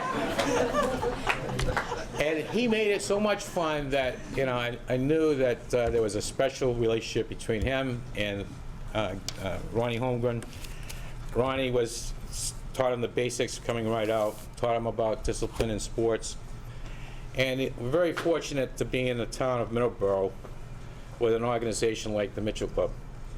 Because a lot of people from the Mitchell Club in this town gave a lot to our youth. And that's what the Mitchell Club stood for. And pretty much it was a given thing in this town, and it's always been that way. I've been away from the town for a while, but I have been on occasion able to come back to Middleborough to watch our nephew, Robbie Paul, play in Mitchell Club sports. And it's the same kids that I coached personally, that are coaching the kids. And it's their kids now, because they're getting on in age, that are assisting. And that's just about what this town was all about. Always been. And one of the things that RP used to brag about this town, he says, everybody looks out for everybody. And that there's so many role models that I don't have to listen to your dad all the time.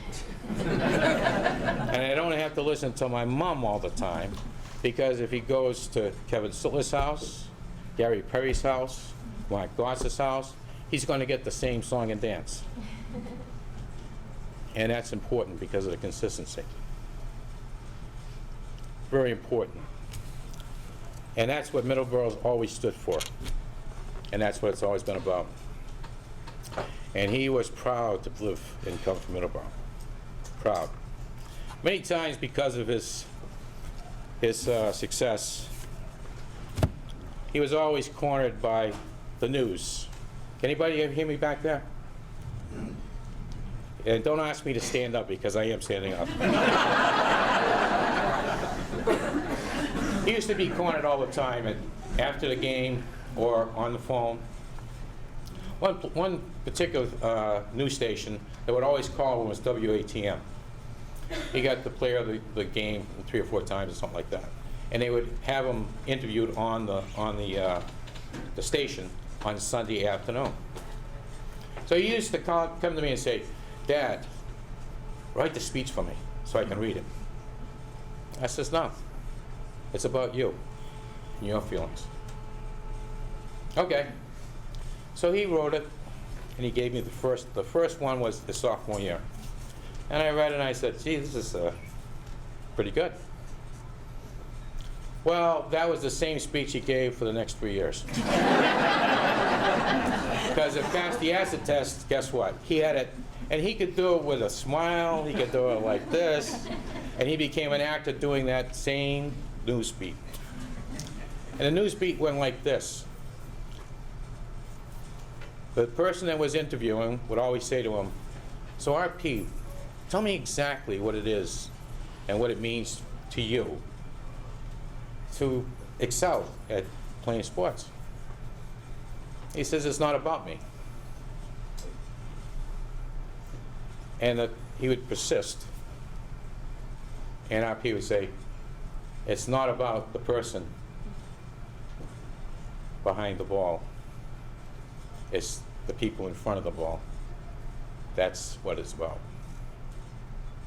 He says, I play not for myself. I play for my team, my teammates, Middleborough High School in the town of Middleborough. That's what I play for. I play to win, and I don't argue about I like to win, because losing sucks. And that was his beat, standardized speech, cleaned up the sucks word, but you get the meaning. But he was always grateful for the people on his team, and always was grateful for the people in Middleborough, because they always supported us, always supported their athletes, always supported any of their athletic endeavors or social endeavors. RP and the kids that grew up in that era and grew up in the era before them, when we grew up, all the parents in the town would look out for the kids. And if they weren't doing or being someplace where they're supposed to be, you got a phone call. Okay? You knew what your kid was doing because somebody else was watching. And that's why this town is unique. Unfortunately, we moved because I got a transfer to upstate New York, and all of my children were born in this town. RP made it through the whole school thing, from kindergarten to the 12th grade, and he lived here after he graduated from high school. And my children, our youngest two children, was caught in a transfer that we went to upstate New York. Has anybody ever been up to upstate New York? Well, it's not Miami. And it certainly is not like the weather that we have in Middleborough. It snows before Halloween, and it stops Mother's Day. But I sold my wife, lied to my wife, that it was the same kind of weather that we're used to in Middleborough. And the school's this and the school's that, and I told my kids, because they like to fish, because we used to live on Tispagin Pond. I said, listen, there's plenty of fish because there's a brook right behind our house, about 3/4 of a mile, and it was a sewage. So my kids, they come back after about a week and a half of being up there, and they said, there's no fish in there. Oh, then don't worry about it, I'll take you fishing. There's the Erie Canal about a mile down the road. And if you've ever been up to see the Erie Canal, it's nothing but a waste. Just keeps going downstate. And unfortunately, they got a taste of life that they weren't used to. We moved into a suburb of Utica. And Utica is just like a Brockton, but on a smaller scale. The town we lived in, on the other hand, was completely different than the small town of Middleborough that they came from. It was very cliquish, and they took care of strictly certain families in town. They always had to prove themselves. And it was difficult. And it's something that we unfortunately have gotten over. But RP came up there, and I talked to him, and I talked to RP, and I said, listen, this is what's going on. And he says, well, you want me to talk to the kids? I'll tell them about tough times and stuff, blah, blah, blah. I said, well, RP, I don't know if that's necessary, but it'd be well. Well, he talked to the kids, and then he went out to career, and he was out there for a couple of years. But our kids never recovered from not being in Middleborough. They niched their own niche in upstate New York in that high school, as difficult as it was, but it was not the same. Even though they had athletic success there, they won a state championship in football, they won 2 state championships in baseball, the third one, they went to the finals and they lost in the finals. But I think a lot of that, I can't say that it had anything to do with us as parents, because certainly they didn't get their height from me. And my wife is 5'1", and they didn't get their height from her. And but they did get their spirit, I think, from their brother. One thing I can say is the thing I've always told my sons was this, as a coach. Leave it all out on the field. Everything you got, so that when you get off the field, you have no regrets. Don't ever think that you could or should or would have. Just do it. Do it to the best of your ability and give it everything you got. Don't bring it home with you. Well, RP was different. RP could not wait if they lost to get on that field and do it again. And he was like a madman. It was getting to be to a point in his life that I had to sit down with him a couple of times and say, listen, you can't carry this forward every single day. He says, Dad, it's burning inside me. He says, I don't think I should have done more. I says, no, RP, it's not just about you.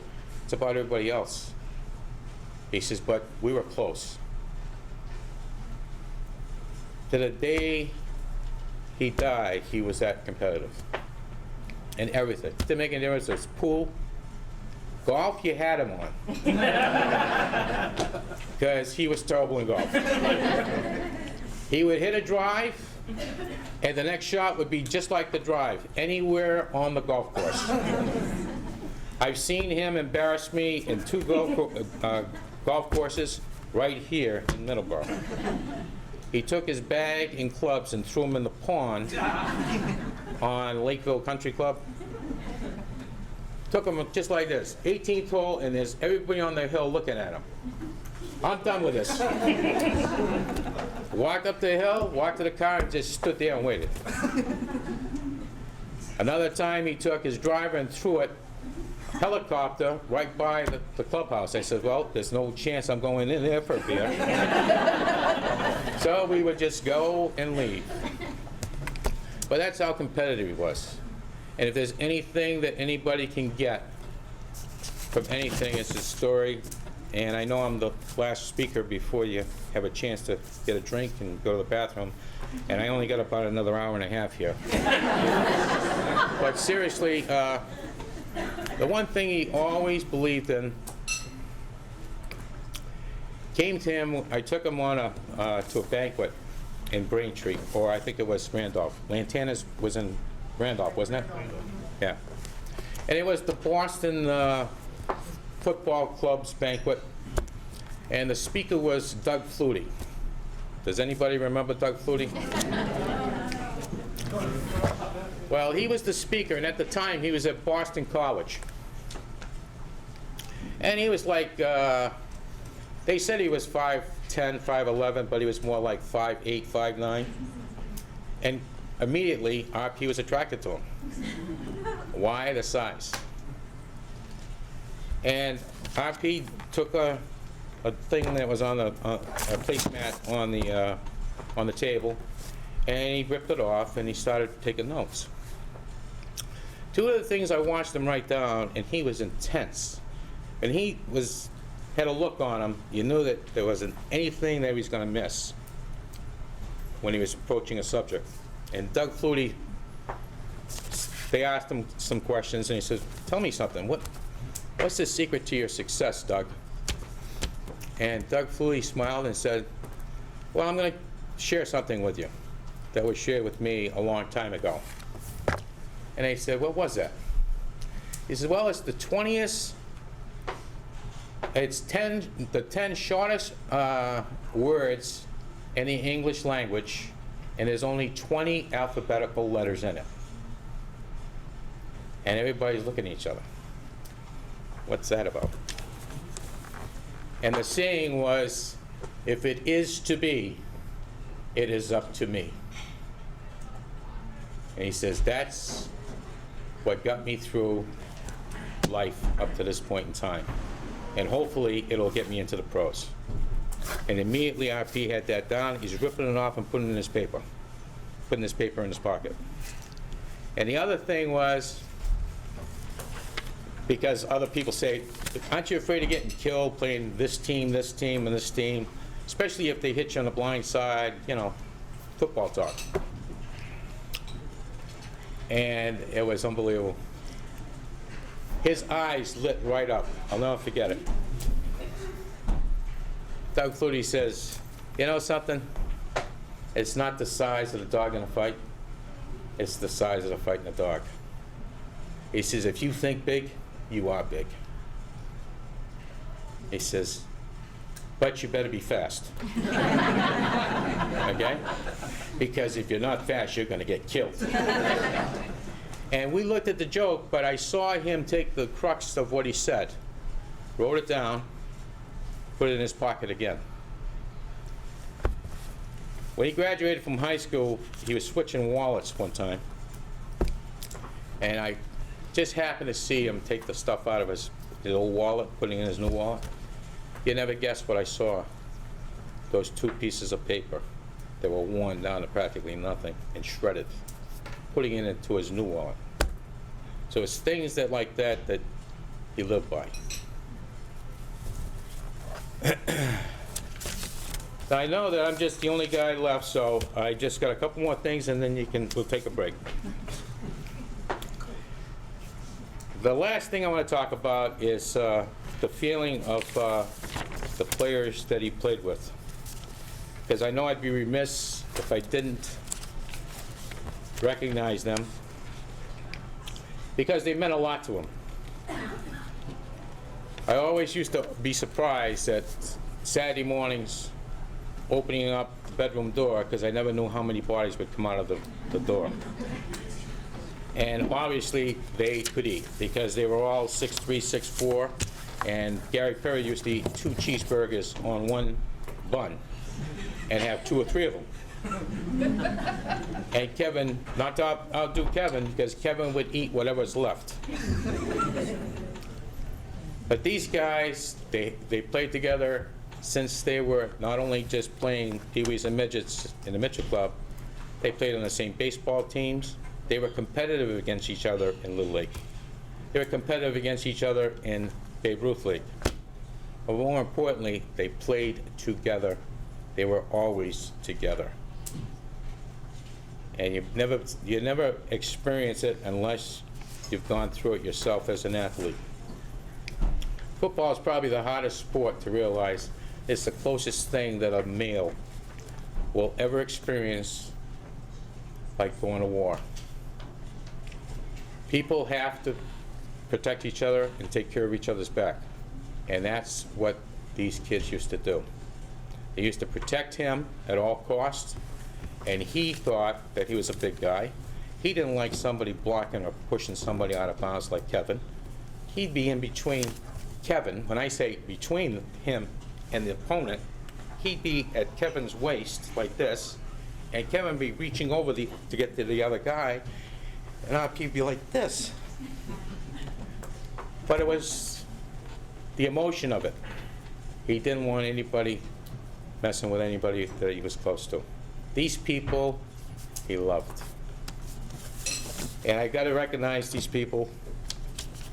Kevin Sittler, Gary Perry, Mark Goss, Sean Powers, Ricky Fuller, Joe Callahan, Mike Diamond, Chris O'Leary.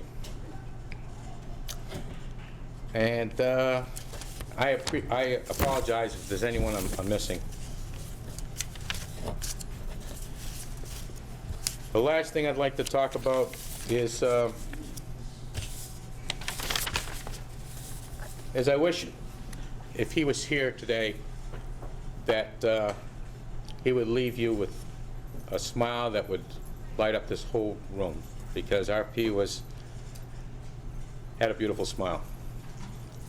He wasn't a talker, and a lot of people kind of like misunderstood him. They thought some people thought he was conceited. Some people thought he was, you know, had an attitude. But I gotta tell you the truth, he did have an attitude, and that attitude was about winning. And I think that's just the way he was, and I think that was the way he was brought up too. And I'll say I'm guilty of that, because I don't like to lose either. I think that was my competitive spirit as a coach and as a player also.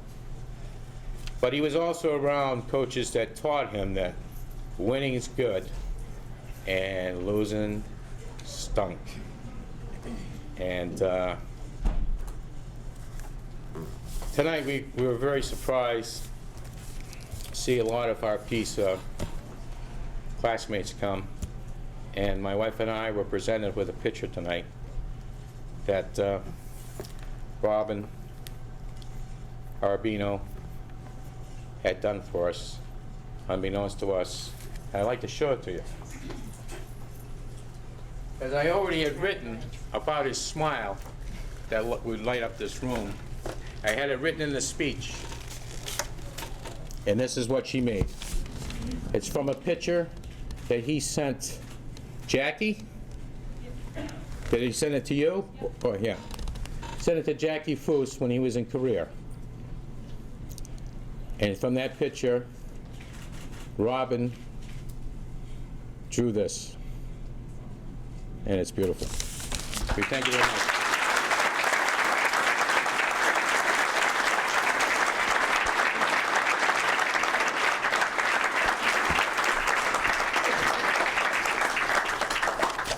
Thank you very much, ladies and gentlemen, again. And Middleborough will always be our home. We love you. And hopefully, we'll be back.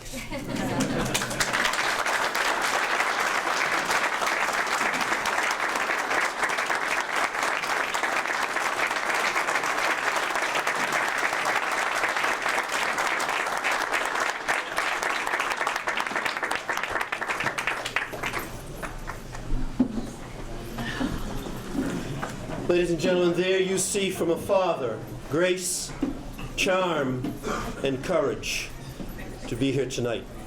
RP's spirit will always be big in Middleborough. Let's take a break, 10 minutes, and we're back. Raffles. I would like to point out one other person who is with us tonight, John Tiger Nichols' daughter. Debbie Nichols Walgren is here this evening. Where's Debbie? Way down the back. And I understand her daughter Sarah is also here. That would be Tiger Nichols' granddaughter. Welcome. Where is she?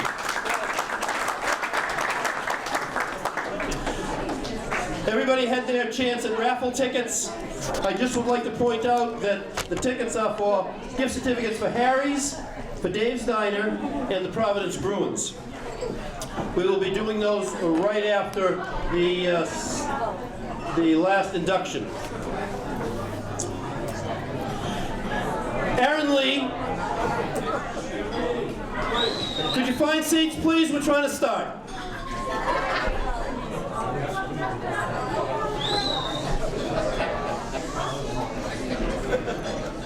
This is like my freshman history class when I was a first-year teacher. I got their attention about halfway through the class, and then we had a great time. Aaron Lee, class of 1990.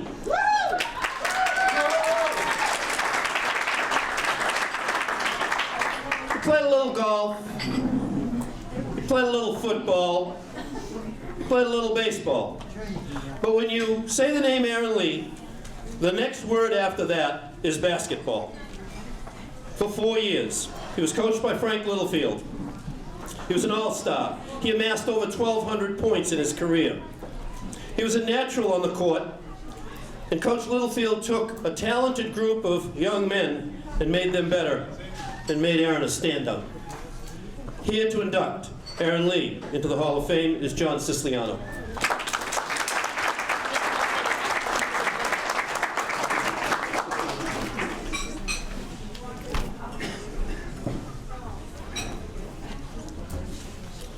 Good evening, ladies and gentlemen, and thank you very much for coming tonight. I just have one thing I would like to point out. If you look on the back cover of the pamphlet there, it shows you what the Hall of Fame looks like at the high school. I would encourage everybody here, next time you go to the high school, take a look at that. It's very impressive when you go up there, especially if it's more impressive, I think, at nighttime than daytime. But it's great, and you get to see all the other inductees that we've had over the last couple of years. So it's a very impressive thing, and please check it out next time you go up that way. It is my privilege to be inducting Aaron Lee into the Hall of Fame tonight. So what we did was we took a person not from Middleborough, a person who never played basketball, and we gave Aaron Lee probably one of the best basketball players to come out of Middleborough. So here I am. Aaron has brought tonight his father Wayne, his mother Sue, his brother Eric's here tonight with him, Sandra and Nancy, his aunts, Joe, his uncle, they're from Stoughton, Michael and Gail, uncle and aunt from Lakeville, Aunt Jane and Uncle Steve from Rochester, Joe Arudis, Jesse, his friend Jesse, his girlfriend Julie, and her sister, I'm sorry, Judy. Jody. I apologize for that. Okay. Aaron graduated Middleborough High School in 1990, went on to attend the University of Massachusetts, Dartmouth. While attending Middleborough High, Aaron played football his freshman year, baseball his sophomore and junior year, golf his freshman and senior year, and basketball for all 4 years. Not only did Aaron play basketball for all 4 years for Middleborough, he was the captain during his senior year, and make no mistake about it. As stated in his yearbook, it was always up to Aaron. He was always ready to go play hoop. Aaron and his brother were gym rats. When they were young, their father Wayne was a basketball official for 30 years, and they would go to gyms and watch games and just shoot around wherever and whenever they could. Aaron was entered in his first foul shooting contest at about the age of 10 years old, and it was the start of a long but great career. When Aaron was 10 years old, he played against 12-year-olds in the church league in Middleborough, and everybody knows how competitive that church league used to be and can be. And it was Aaron who made the winning shot to win for the 10-year-old team. Aaron played ball at the Cape Cod Summer League, which is a very competitive league down the Cape. They play during the summer, and they, of course, go Summer League. But you know, it was one of those leagues where people from all around the area would go down there to play, and it was a very competitive league. And Aaron, because he was so good at the time and he had the height and stuff, he would always be asked to play up. So when he was 10, he was playing with the 12-year-olds. When he was 12, he was playing with the older kids. You know, it was always one of those things. This really allowed him to accelerate his game and really paid off in his career as his career progressed. Aaron also played AAU basketball for 2 years from a team in New Bedford. And in those days, AAU was a very competitive group. It was very select teams that only take the best from the whole area. So Middleborough, Lakeville, Rochester, New Bedford, Fall River would all be playing AAU for this one, you know, they'd pick one team out of that whole group. So it was a very select team. When Aaron was in the 8th grade, the 8th grade junior high team, they were the champions for their league. When Aaron was in high school, he was a dominating player with some outstanding friends and teammates that helped him to become the second leading scorer in Middleborough history. That's right, I said second place. Unfortunately, he finished 1 point behind Hall of Famer David Harrison. When they asked Dave about Aaron. He said, Aaron was the one person I thought would break my record. In a game against Hanover, the Hanover coach actually reached out, pulled down Aaron's shorts when he was playing the game. When they asked the coach afterwards why, the coach replied, it was the only way we could slow him down. It was with the help of players like Keith Braga, Joe Arruda, and John Lindskog that helped Aaron become the member of the elite 1,000 point club. Aaron was the third member of and Aaron's brother became the fourth member of the 1,000 point club. When Aaron played, he liked to wear socks that came up high, almost up to his knees. So when Aaron made his 1,000th point, his mother had passed out a bunch of socks to different people all over the stands, and they basically threw them at Aaron when he got his 1,000th point. Aaron was a player that everyone tried to stop, but not many were up to the task. After the game against Sharon, the coach of the Sharon team was quoted saying, "We tried everything to stop him, a box and one, a triangle and two, and he still got his points." Aaron is the single game point holder with 41 points for Middleborough High School. There was one point after a few years, Aaron set the record at Middleborough High School. Eric called him up, his brother, and told him that he had scored 43 points in a game. Well, later that day, Eric went to Aaron's college game down in Dartmouth, and Aaron found out that his brother Eric scored 43 points, but it was an overtime game, so it wasn't the same. So he still had the record. Aaron was the Enterprise and Taunton Gazette All-Scholastic. Aaron finished as second leading scorer in the South Shore League his senior year with averaging 28 points a game. Coach Littlefield, Aaron's coach for 4 years, said, "I've been coaching over 30 years, and I've never seen a tall kid that can move like Aaron Lee. So graceful, so fluid. He will hit from anywhere on the floor. It does not make a difference. He's a total player." That's what Coach Littlefield, who a lot of people here know, and Coach Littlefield's also in the Hall of Fame, has seen a lot of basketball in his career. Aaron was the first recipient of the Dave Cowens Award. And when he received the award, it was down in, I think it was down in New Bedford or Whites or wherever down that way there. And his mother and father were leaving, and they were waiting for Aaron to come out, and Aaron comes walking out with Dave Cowens. So, so he's just that kind of person. People love talking to him. He loved talking basketball, and that's what he was around for. Aaron went on to UMass Dartmouth, where he had an outstanding career at UMass. Aaron was elected the Little East Conference All-Star and was also named Player of the Week in USA Today for Division III basketball. That's national. Aaron is already a member of the UMass Dartmouth Hall of Fame individually, and also a member for the 2002 basketball team. However, I do know that Aaron considers this prestigious award much more impressive than getting the award from Dartmouth. Aaron was also appointed to the 25th year anniversary top 25 best players in the Little East Conference, which when you consider out of 25 years out of all the colleges in the Little East, to be one of the top 25 is a great honor. At this time, it's my pleasure to place Aaron Lee into the Middleborough High School Hall of Fame. Aaron, could you please come up?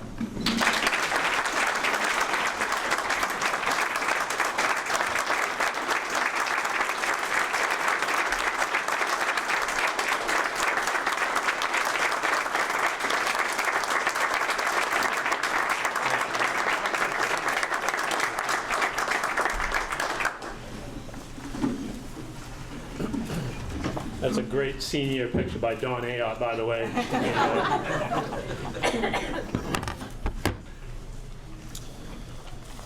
Well, I wrote a couple notes down, but after seeing all these people here, you get so many memories that come back, especially my coming into high school as a little, didn't know anybody, and Mr. Merrill over here, a big senior, asked me to play for his intramural basketball team. I can't repeat the name of that team because it would break a lot of rules these days. Well, like you said, very prestigious award. I appreciate the committee for inducting me. It's been a long time, so as you said, can I move this up a little bit here, or do I have to? There we go. There we go. That's better.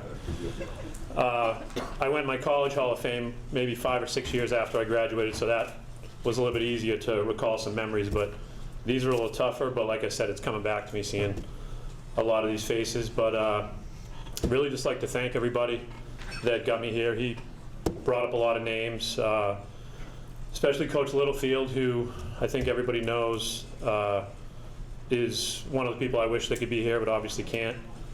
And Mr. Braga, who we talked about earlier, who one of the funniest stories is, you know, we had a really good team my junior, senior year, and it was kind of tough for us to play against the guys who didn't really play a lot in practice. So Mr. Braga, as I guess he was probably about my age right now then, would come in and just whip us around and beat on us. And I think that's what kind of pushed us over the edge as a team to go as far as we did junior and senior year. And I just can't imagine going and playing against high school kids right now without breaking my back or my knee. But obviously I want to thank my parents, my dad, for pushing me into basketball and teaching me everything and telling me stories and stories and stories about all the Middleborough people. And you know, he'd tell me one and then he'd tell me the same story the next week. And but that's how I got to learn all the names of the people that are in the Hall of Fame. You know, he was able to coach me with Mr. Braga when we were in junior high, and I think we ran the table and ended my junior high career with a win, which was at the Owen level. That unfortunately I was able to win my last game of my career because we lost to Sharon in the tournament senior year. They ended up winning the whole thing, and we went into that game without 2 of our starting team because a couple disciplinary problems with a couple of our starters, so that was a little tough. But we'll get it out of the way now. Yes, I did miss the scoring title by 1 point. And you know, people ask me about it all the time, and I never really think about it because I don't know, you hear Brady and Manning and everybody on TV all the time, and they get asked about all their awards and how do they feel, and they always, you kind of think they're lying because they're always like, oh, I really don't care about the personal awards, it's all about team, like Mr. Cabral was talking about. And I think I learned at an early age that it was about that because I had no clue how close I was to the scoring title that my last game, because all I was trying to do was win the game and do what I could to help my team get there. And it wasn't until after the game that somebody mentioned it, and it was actually Davey Harrison, who holds the record, that came onto the bus, and I was bawling my eyes out, and he came up and didn't really mention that, just mentioned that he was the best player that he'd ever seen in Middleborough. And you know, that was because I thought he was, and especially after my dad told me all the stories about him, and I thought that was a pretty good thing for him to say. And but yeah, Mr. Cabral brought up a lot of good things about RP and you know, just team over, you know, yourself, and that's, I think I did that as well. And like I said, with coming back here and seeing faces, hearing stories, the one RP story, I have to tell it. I was a freshman, he was a senior, and just him talking about how competitive RP was.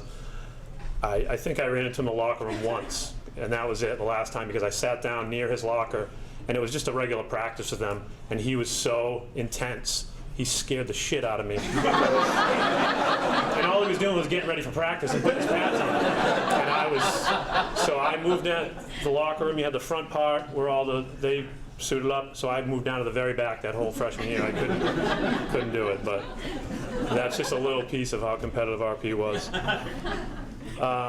But yeah, I mean, obviously thank my dad. My mom was always there supporting me, my biggest fan, you know, feeding me and giving me rides to all the games. And I don't think they missed a game up until I was in college, and me and my brother had games on the same night, so they had to flip a coin. And my dad came to my game and my mom went to my brother's game. So I think that was the only game she missed, whether it was driving to Buffalo, New York in college for the Final Four, you know, all the road games in high school and everything like that.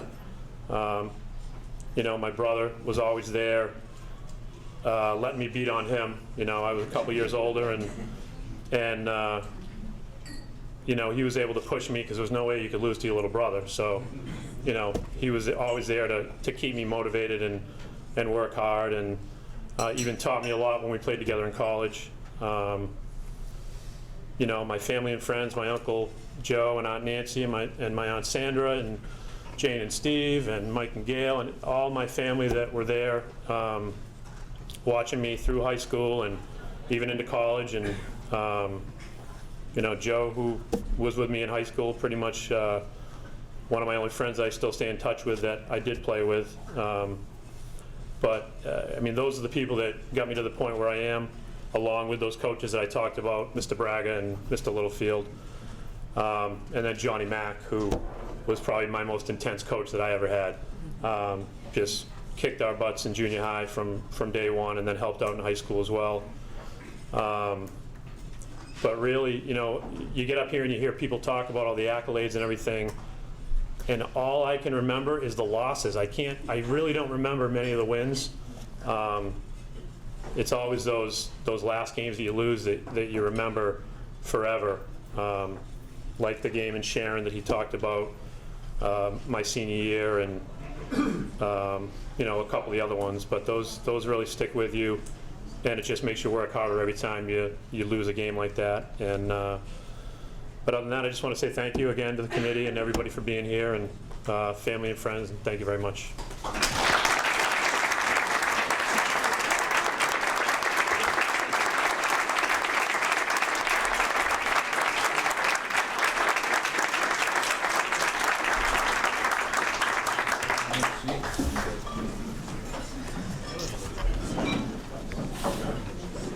Well deserved. Congratulations, Aaron.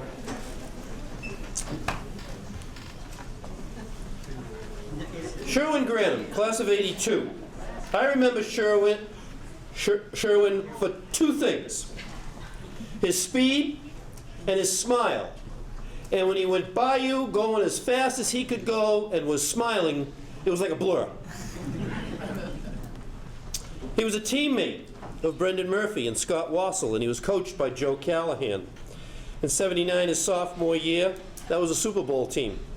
In '80, his junior year, that football team won the South Shore League.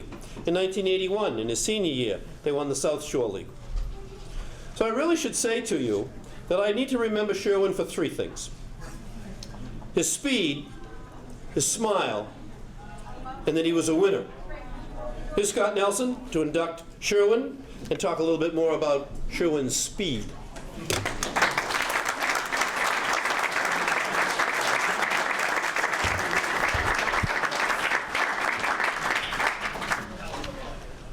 Thanks, Harvey. You know, we're a little remiss today. We have with us tonight a virtual MHS Faculty Hall of Fame over here.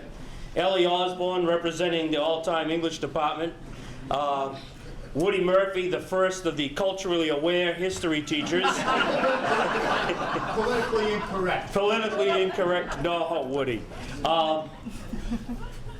And then Jim Savicki, project-based learning, had the kids building mini golf courses up on the third floor for math, and my typing teacher. Paul Harrison, Butchie, I'm still the best typer at the high school. I can still hit that SEM key, with my pinky without moving my wrist. I am, you know, excellent job. Kids can't type today. They're born with computers, they can't type. But we're here to honor Sherwin. Just one little aside. Aaron Lee, I went and saw Aaron play college basketball, and Aaron, being the kind of kid he is, he came up after the game and, oh, thank you, Mr. Nelson, for being here. I didn't know you knew I had a game today, and that was awesome for you to come here and see me play. And I said, oh, Aaron, it's my pleasure. I always followed you. You know, I just had a chance to be able to get out and see you. The truth is, Aaron, Susan made me go to the game to see Kaylin Mace cheerlead. But you were wicked good. And the cheerleaders dropped somebody. That was like the best part of the game. But anyway,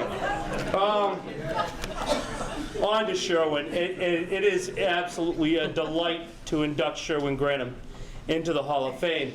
Sherwin was a running back on the football team, an era when we just rolled them out.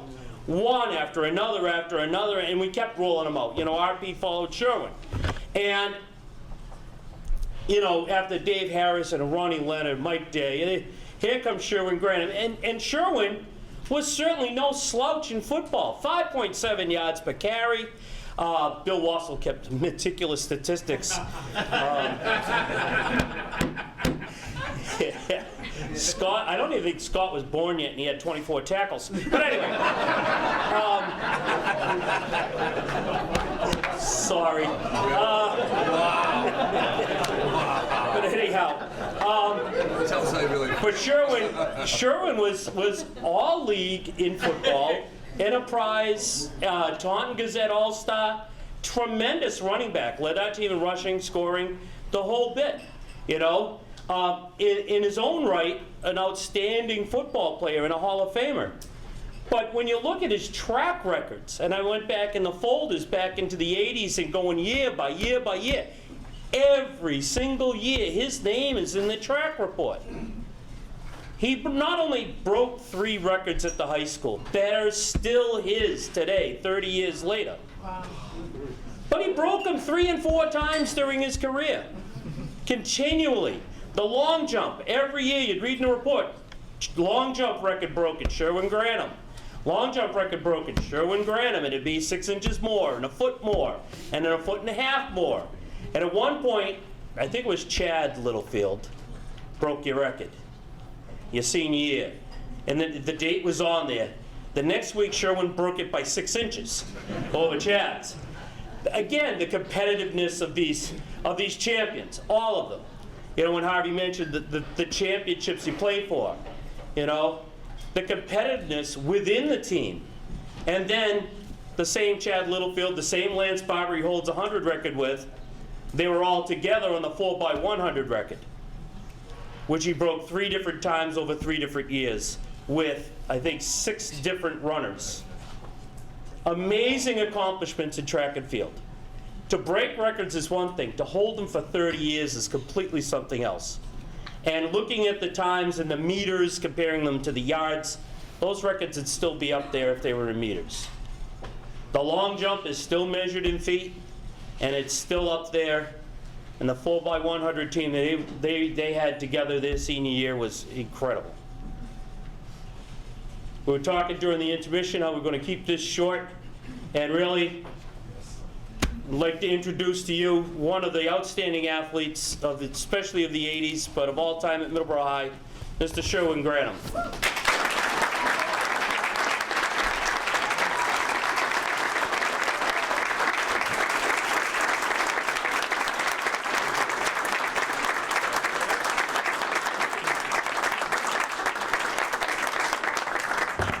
Thank you very much. Can you hear me all right out there? I'd like to thank the committee for this great honor. I have a couple notes too. This is a wonderful time to celebrate this occasion with a lot of my old teammates. I see you guys over there. All right. Now I'd like to remember Lance Barber. He also shares the record. He's not with us anymore, but was a great friend also and a great teammate. And you know, so many great teammates, great coaches. They always had us very well prepared, even though nowadays it might be considered child abuse, but they always had us prepared. Is Woody over there? And I'd like to say a little shout out to my son over there. That's Ty Grantham. He was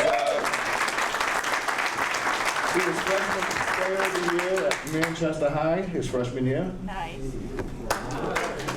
And another young gentleman sitting right next to him, Sherwin Sr. Yeah. One of the greatest golfers in Middleborough.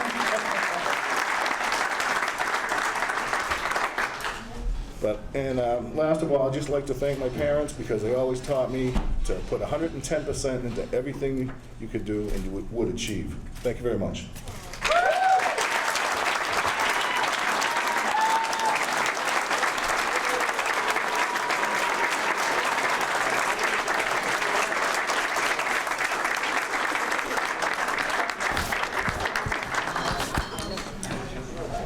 I told you he was fast. God bless you, Sherwood. I knew you'd enjoy it.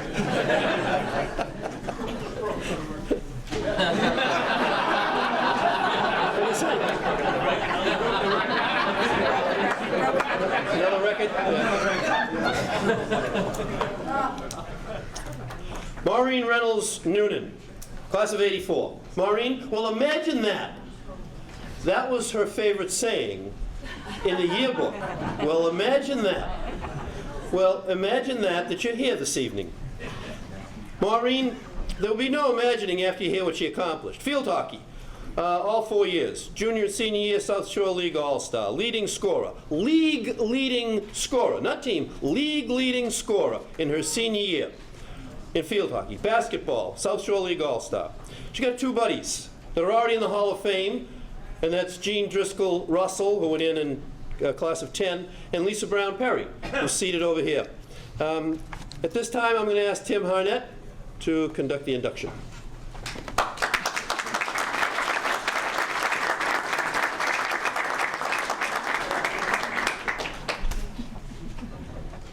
Thank you, Mr. Brooks. Before I start with Maureen, I was listening to Jim talk about Mr. Battis and Mr. Battis' son talking about how he was the athletic director, he was a coach, he built the stadium, he did all this on very little pay, if any pay at all. And I'm thinking, the happiest guy in this room that Dr. Weiss is not here has got to be Mike Perry. Mike, you're doing a great job at the high school. It's been I'd just like to shout out to you because I think it's starting to have a big effect on the school.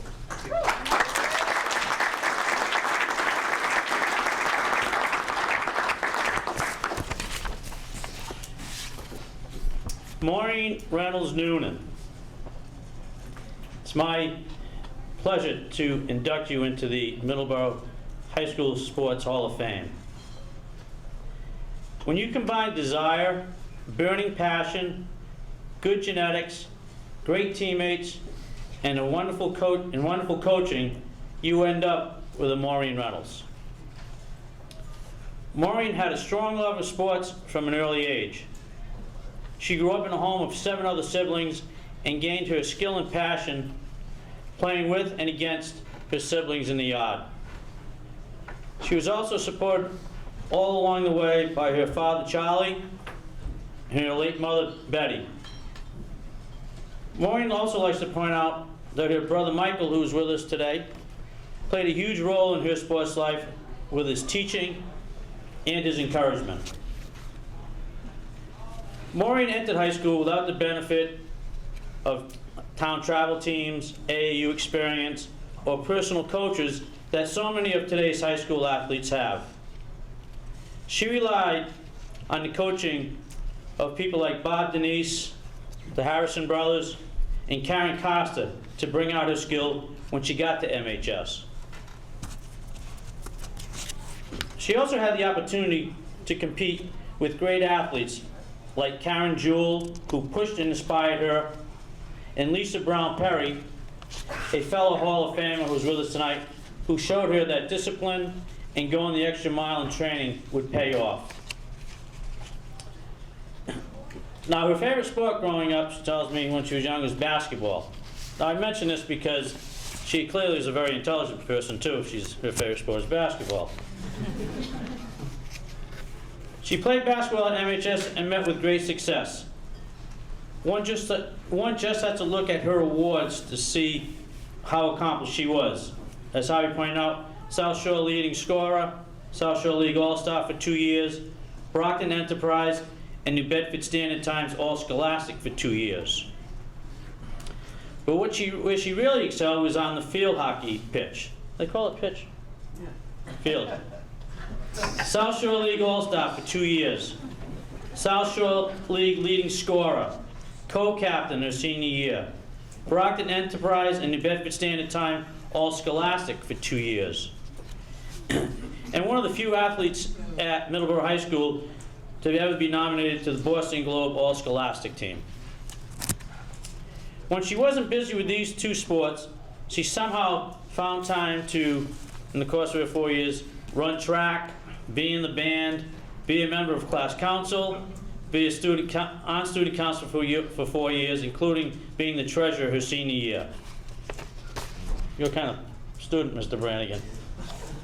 I get tired just thinking about what she did. I don't know if she did it all. When I asked Maureen about her recollections of MHS, she spoke about her fondness of her teammates and the impact that her coaches had on her, even outside the athletic arena. Maureen went on to Wheaton College and proceeded to rewrite the field hockey record books there for points in a game, points in a season, goals in a season, and a record that still stands most goals in a career. Maureen is the mother of Brittany, who is with us tonight. She was a three-sport athlete in high school and is now a student at Eastern Connecticut University. And she has a son, Jeffrey, who's in high school. He's a soccer player, cross-country runner, and I believe he's a class president, too. Maureen works as a manager of an accounting team for Aetna Insurance. I am proud to induct Maureen Reynolds Noonan into this year's class of the Middleborough High School Sports Hall of Fame.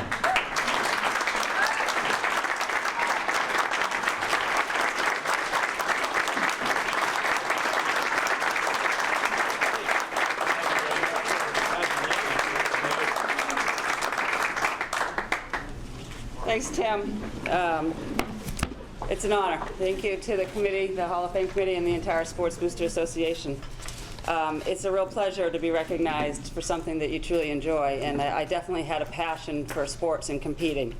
I kind of lived the Vince Lombardi philosophy, where winning isn't everything, it's the only thing. I'd like to think over time that I've matured a little bit and my thinking isn't quite that narrow anymore, but perhaps it still is a little bit. There was a tenacity within me to want to win. You know, was that nature or was it nurture? Certainly I was blessed with good genes, thanks to my folks. And I also grew up with a very large family. You know, the 8+ of us always, maybe an extra mouth or two around or 4. And we always had people living with us for a couple of months or 2 or 3 years. And given that most of my siblings were all 5 to 12 years older than me, I had to exert myself a bit to be a part of things. And you definitely develop a knack for gamesmanship in that regard. Not to mention, when you throw a hairbrush or a shovel full of manure at your sister, you learn to run really fast.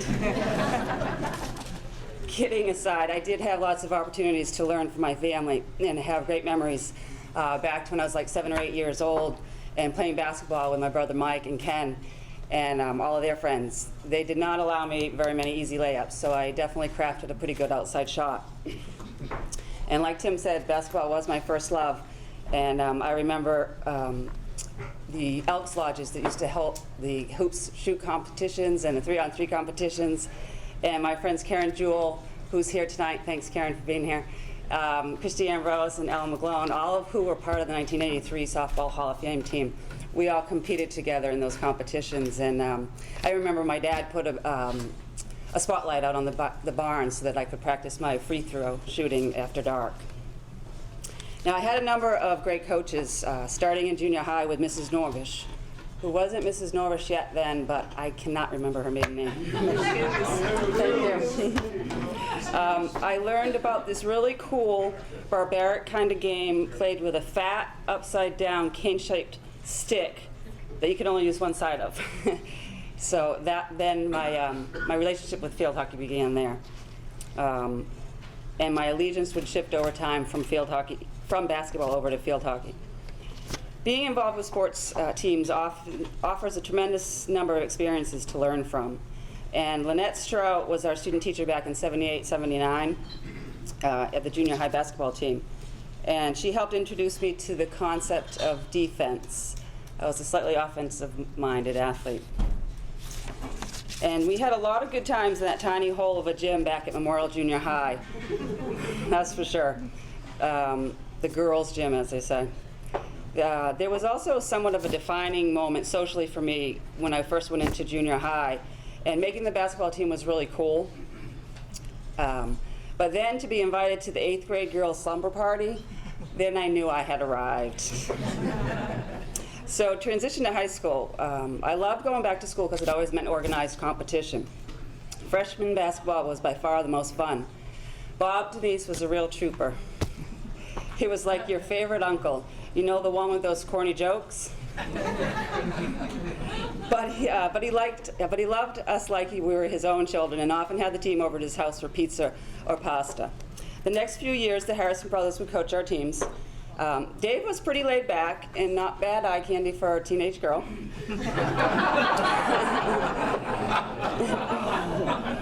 Butchie was a little more high-strung. I think we often pushed the limits of his patience over the seasons. But I'll never forget his constant reminder of the proper technique of the layup. The analogy of ever so gently glide in and place your mom's best china up on the shelf. His demonstration was priceless too. But truth be told, I've shared that same analogy myself many times. It works. An ironic twist came about for me as junior year basketball season ended. Some of those same 8th grade girls that had welcomed me now had a gift for me, as it came time to vote on who would lead the team the following year. And they saw to it that I would not be named captain. So I received a force feeding of humble pie. First I said, Henry Matilda Gertrude, in a manner of speaking. That's a family inside joke. But then I had to swallow my pride, and that was a pretty big bite. But I had to remember what I had been taught by my family and had learned from them.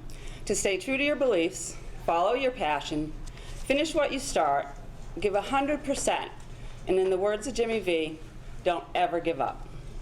It's okay. Everything happens for a reason, and there was a lesson to be learned. And I had a lot of fun senior year, and I am grateful for it. My favorite coach was Karen Costa. She's the only one I had for 4 years, and that facilitated a friendship through the years. She came to understand me in a way I probably had yet to understand myself. We had some pretty good talent and notable field hockey success during her tenure. A good group of girls and a whole lot of fun at various camps too, like when we went to Plymouth State, Smith College, and coincidentally even at Wheaton College, which I would later attend. And Coach Costa had a way of motivating folks, particularly well known for her lung capacity and the unique ability to hurl a clipboard 20 or so yards. I can still hear her vividly in my mind screaming, "Reynolds, take a lap." But she truly inspired me to do more than I thought I could. I will forever be indebted to her for my college career and experience. It was through her guidance and encouragement that I was able to attend and play at Wheaton College, a school I thought was out of my reach, as their SAT requirement was slightly higher than what I had, and the cost greatly exceeded our means. But she insisted, pursue, and believe to achieve.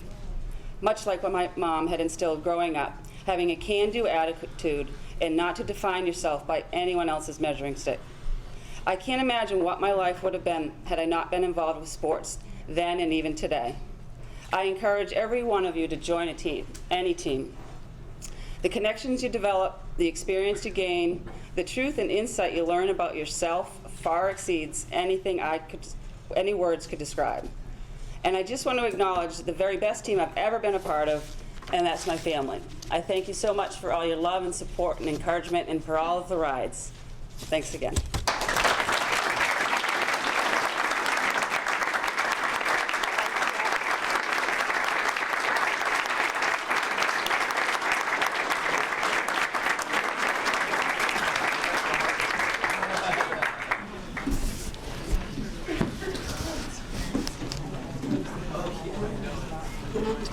Congratulations, Maureen. None of the inductees seem to get old. You know, they all look like they looked when they were in high school, except for Sherwin. He can't run faster than the gray hair.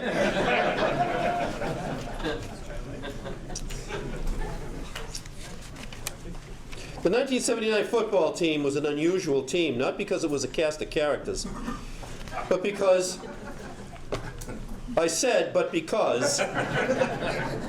the team before them had won a Super Bowl. Now, to repeat is really difficult. They lost somewhere about 18 or 19 players from the previous year. So that meant that the leadership had to come from the junior class, which was becoming the senior class. What they had going for them also was a coach by the name of Joe Callahan and his elite cadre of coaches. I don't know how Callahan got so many coaches on the field. One bus for the players, he had another bus for the coaches. He had outstanding captains that year, Hogan, Murphy, and Vaughn. He had running backs who knew how to run. He had linemen who knew how to block. The defensive team had pitched 4 shutouts and gave up 1 TD or less in 4 other games. And in the end, they were a team that was led by a supremely overconfident quarterback. Dave Wiley is here to induct the team.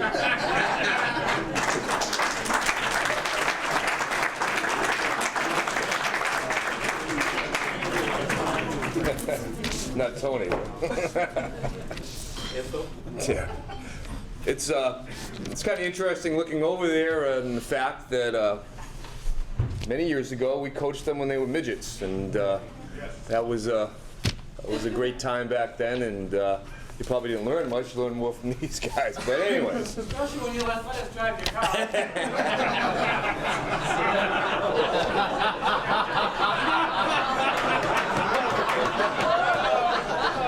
Wow, they don't forget, do they? Hurry, Dave. I'm gonna be quick now.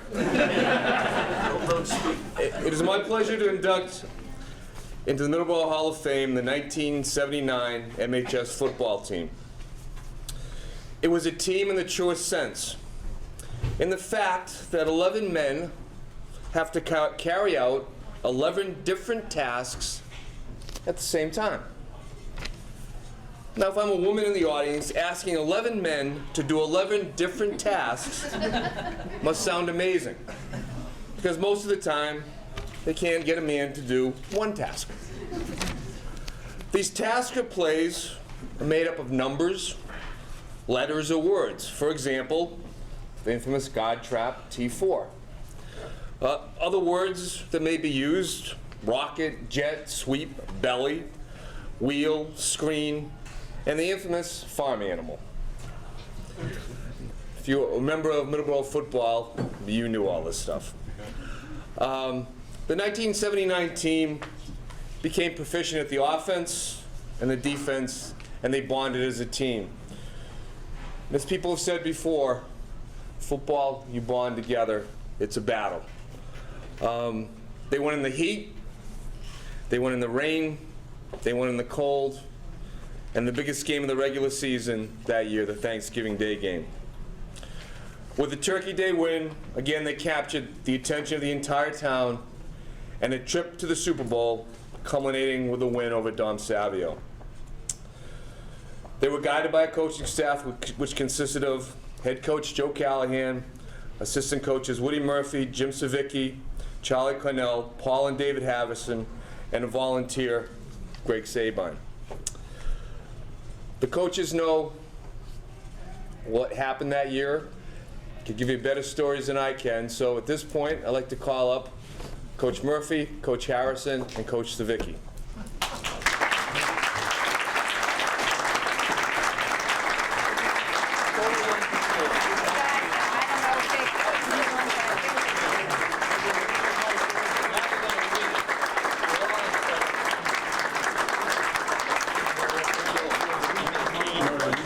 I'm the freshman coach. You go first. I'd like to thank Dave for telling me that I was going to say a few words about an hour and a half ago, well, actually about 3 hours ago. There's a sign at West Point and above their field house, and it says, "On these friendly fields we seed the friendships that will last forever." That was true of this team.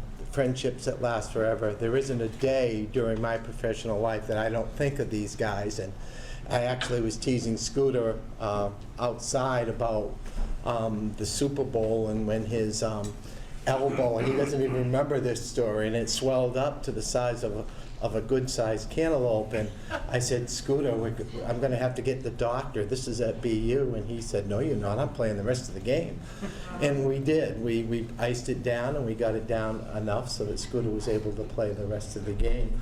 However, there is a bond between everyone that was on that team. You see, when you forget yourself for others, others never forget you.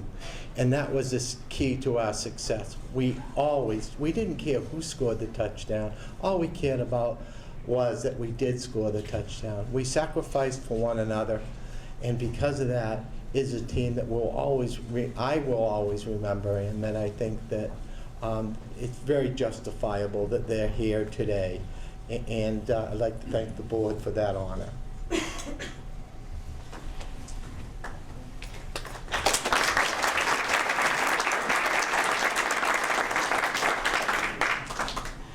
A couple of days ago, I got a call from this guy here, Coach Murphy, and he said, hey, they're honoring the '79 football team. And I said, I have to be there. I have to come and help honor these guys, because frankly, they're probably the best team I ever coached at the high school. They had spirit, they had togetherness, they helped each other out. They were smart on the field. They never got flustered. They had the confidence in themselves to come back in games that they were down in, just like the Super Bowl game. Halftime, I think they were down 14-0, but they came back to win. I think it was 23-14. They're a great bunch of guys, and I'm so happy that they're being inducted.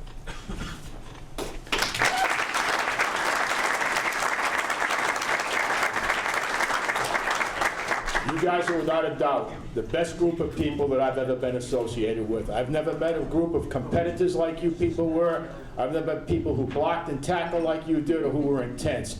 But what separated you from every other group that I ever coached, when the going got tough, you guys didn't get on one another, you just got down and you just played football. You found a way to win, you found a way to make it happen.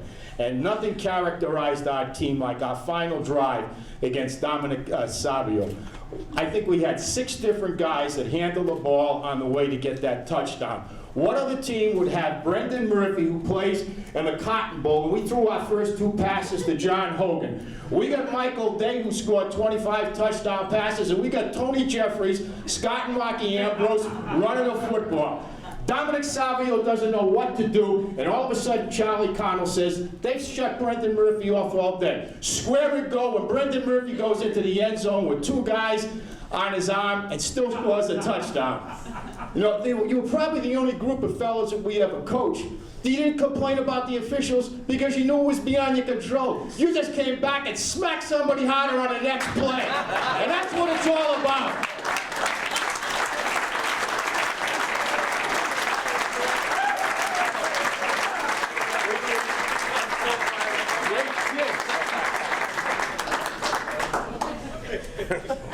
I'd like to call up the captains, Brendan Murphy, Scooter Vaughn, and John Hogan.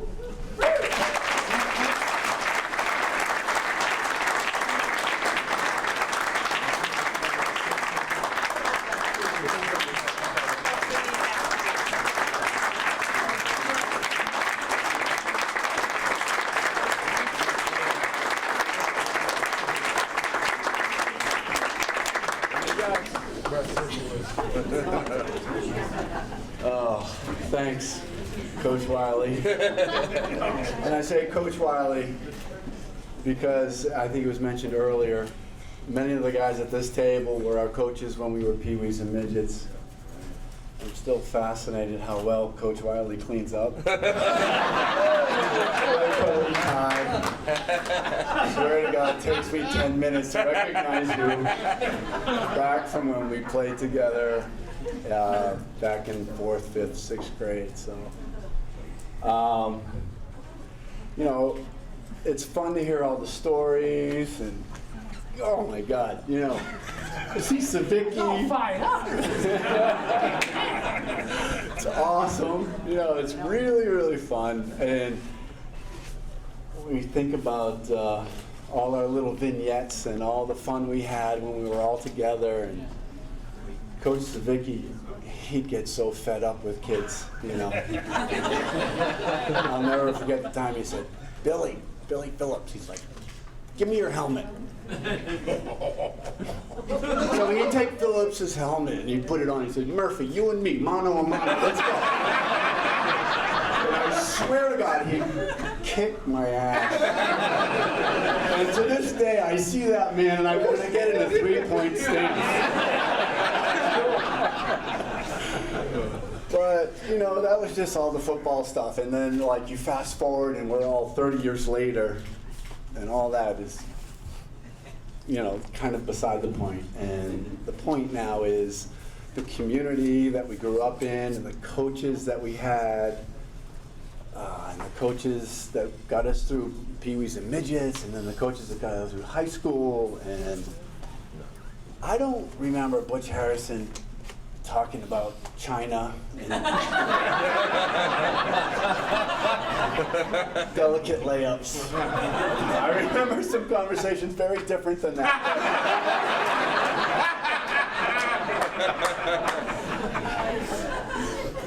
But it's fun to hear that side of the coach. That's great.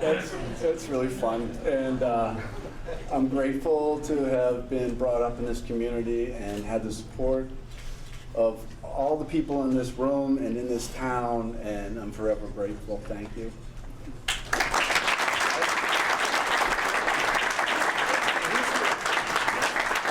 Thanks. Yes. Man, Woody's ready to go. He's all fired up. So that happened every game. You guys listening to him now, every game was like that. Each one of those guys, every game they came up with a story. And I was asking Coach Savicki if those stories were true. And he's like, no, I made them up. They made these stories up that got us so fired up before the game. We would have gone through a friggin' wall. I swear to God. Yes. And remember, we had cleats. At that time, you could have the cleats with the steel on the bottom. We had a couple of guys, and they'd be friggin' like rubbing these things on the ground. There'd be sparks coming all over the place. In the old Battis field, in a little place we would warm up in. But you know, that's why we won. I mean, the coaches were awesome for us. So they studied so much about game plans, and you see about, you know, Coach Belichick and all that stuff. These guys did that 33 years ago. They spent so much time going through the reel-to-reel tapes. I mean, you know, you're a coach, right? You go through those tapes. And we were so prepared to play a football game. All we did was listen to them.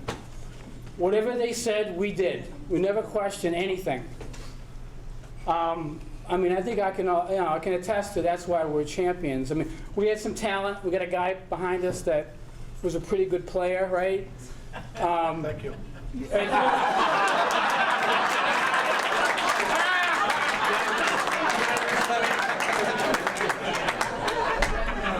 guys don't know John. John's the guy with all the talent. Doesn't say anything, right? Tremendous baseball player, but he was just a great team. We all get together. The thing too is we liked each other. We played on the team together. We liked each other. It wasn't like we were competing. We hung out together. We get in trouble together, right? Zion, Warren Boutin, Billy Phillips. We had a good time. But when we played football to win. And I think, you know, that's why we succeeded. So I want to thank for the awards. And it's nice to be included with all the other people from Middleborough. It's very impressive to hear some of these stories that people do. I mean, Aaron, I know I don't know you, but I know your parents. It's impressive to listen to the stories you guys have and everyone else. So thanks for including us in this group of people. So thanks.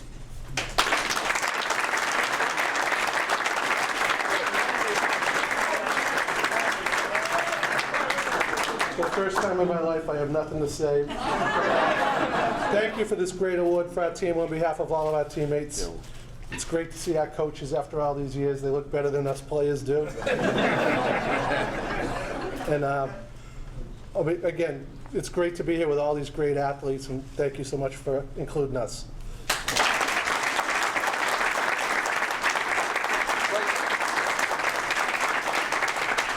We have certificates for the people that are here. So when I meant to call your name, if you could come up and stay up here. Warren Booten.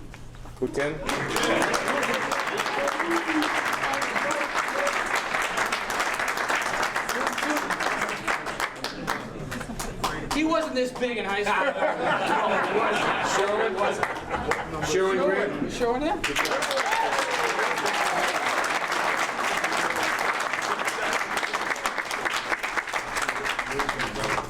Todd Griffin.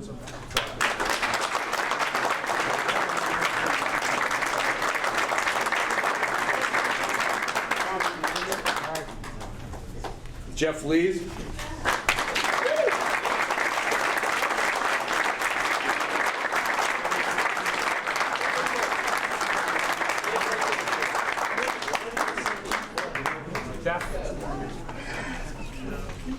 Scooter. All right, thank you.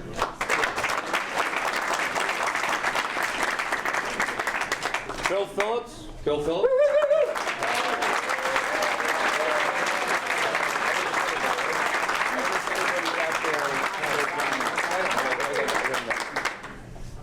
Oh, yeah, you give him that. Dave Zion.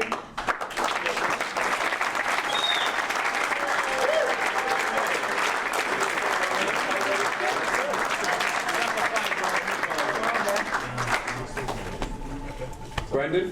Thank you.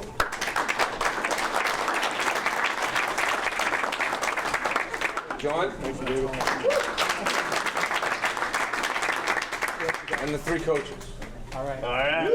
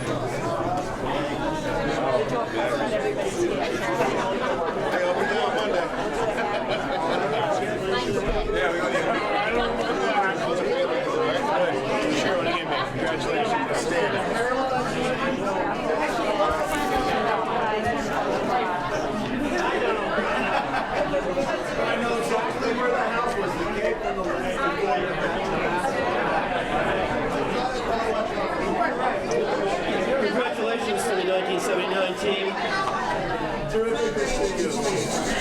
We're getting close to the end. Can you imagine being a student in one of Woody Murphy's classes? At the end of class, they used to have to come, the custodians came early to open the door before everybody went out. Otherwise, they were replacing the door. Door prize and three? No, just raffle prizes. We have 3 raffle prizes. No, a bunch of raffle. A bunch of raffle prizes. All right, now, Sorry. $25 gift certificate. $25 gift certificate to Harry's. And the last 3 numbers are, we're probably going to run through a few of these unless people left them with others. 448.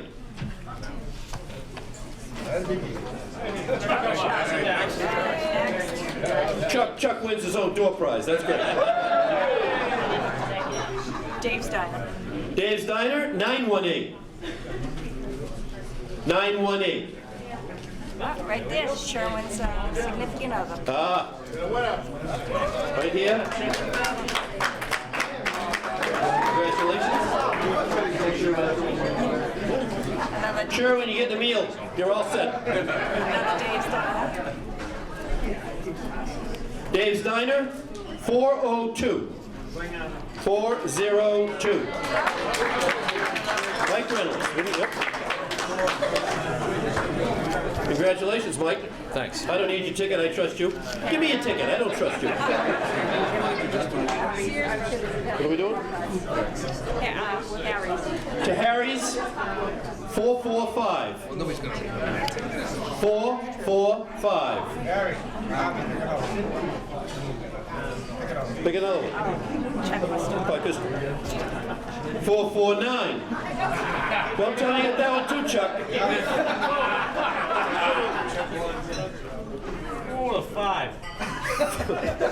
448, Chuck? Yeah, you got that one too. 419. 419.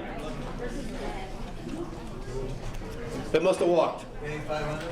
419. What do you want, Joe? What number would you like me to call, Joe? 485. No 500. Sorry, Joe. They're not in here.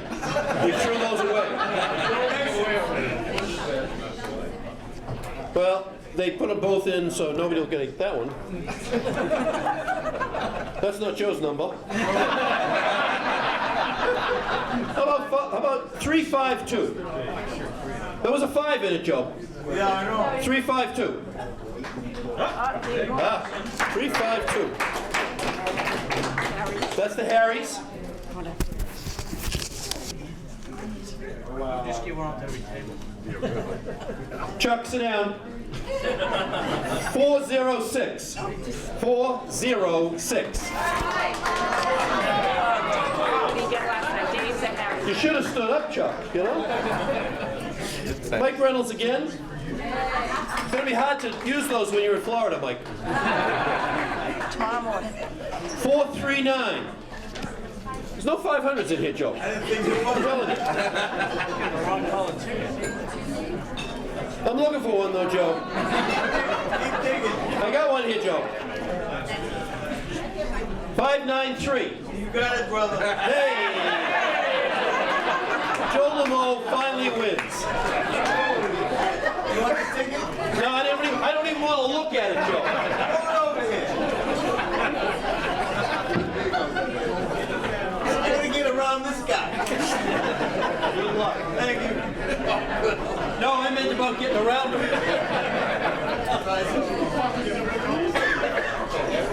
377. Should we have someone that didn't? 377. What did you have, Cliff? That's fine. 439. Very good. That's the Dave's Diner. Dinner for 12. 377. 377. Oh. What'd she get?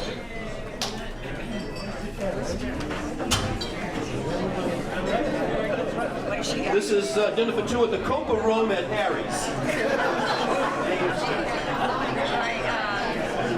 Providence Bruins, Worcestershire. Providence Bruins game versus the Worcester Sharks. 503. No. Lou Garofalo. Hey. And then another Providence. Providence Bruins one more time. 928. 928. Mr. Brannigan will be Mr. Brannigan will be taking his administrative staff to dinner at Pune Vin and be going to the Sharks game. Yeah, right. There you go. There's $5 in there for parking, Paul. So that's it. I want to thank Sean Siciliano, who is a Middleborough High School graduate, who is now a television program director in Vermont, but who came back today to do what he has done so capably well over the last 5 years. Thank you, Sean, for all of your video work. And for the briefest closing that he has ever done, the chairman of the Hall of Fame committee, Mr. David Wiley.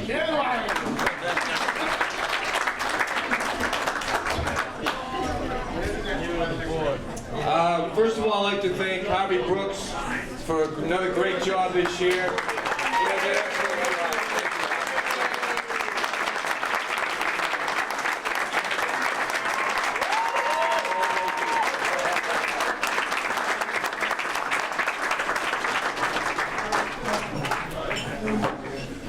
like to thank the committee, Mary Beth Lees, for a lot of the work she did putting all this program together.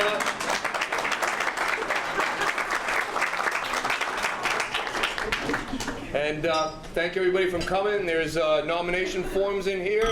And thank you and have a good night. Congratulations to everybody.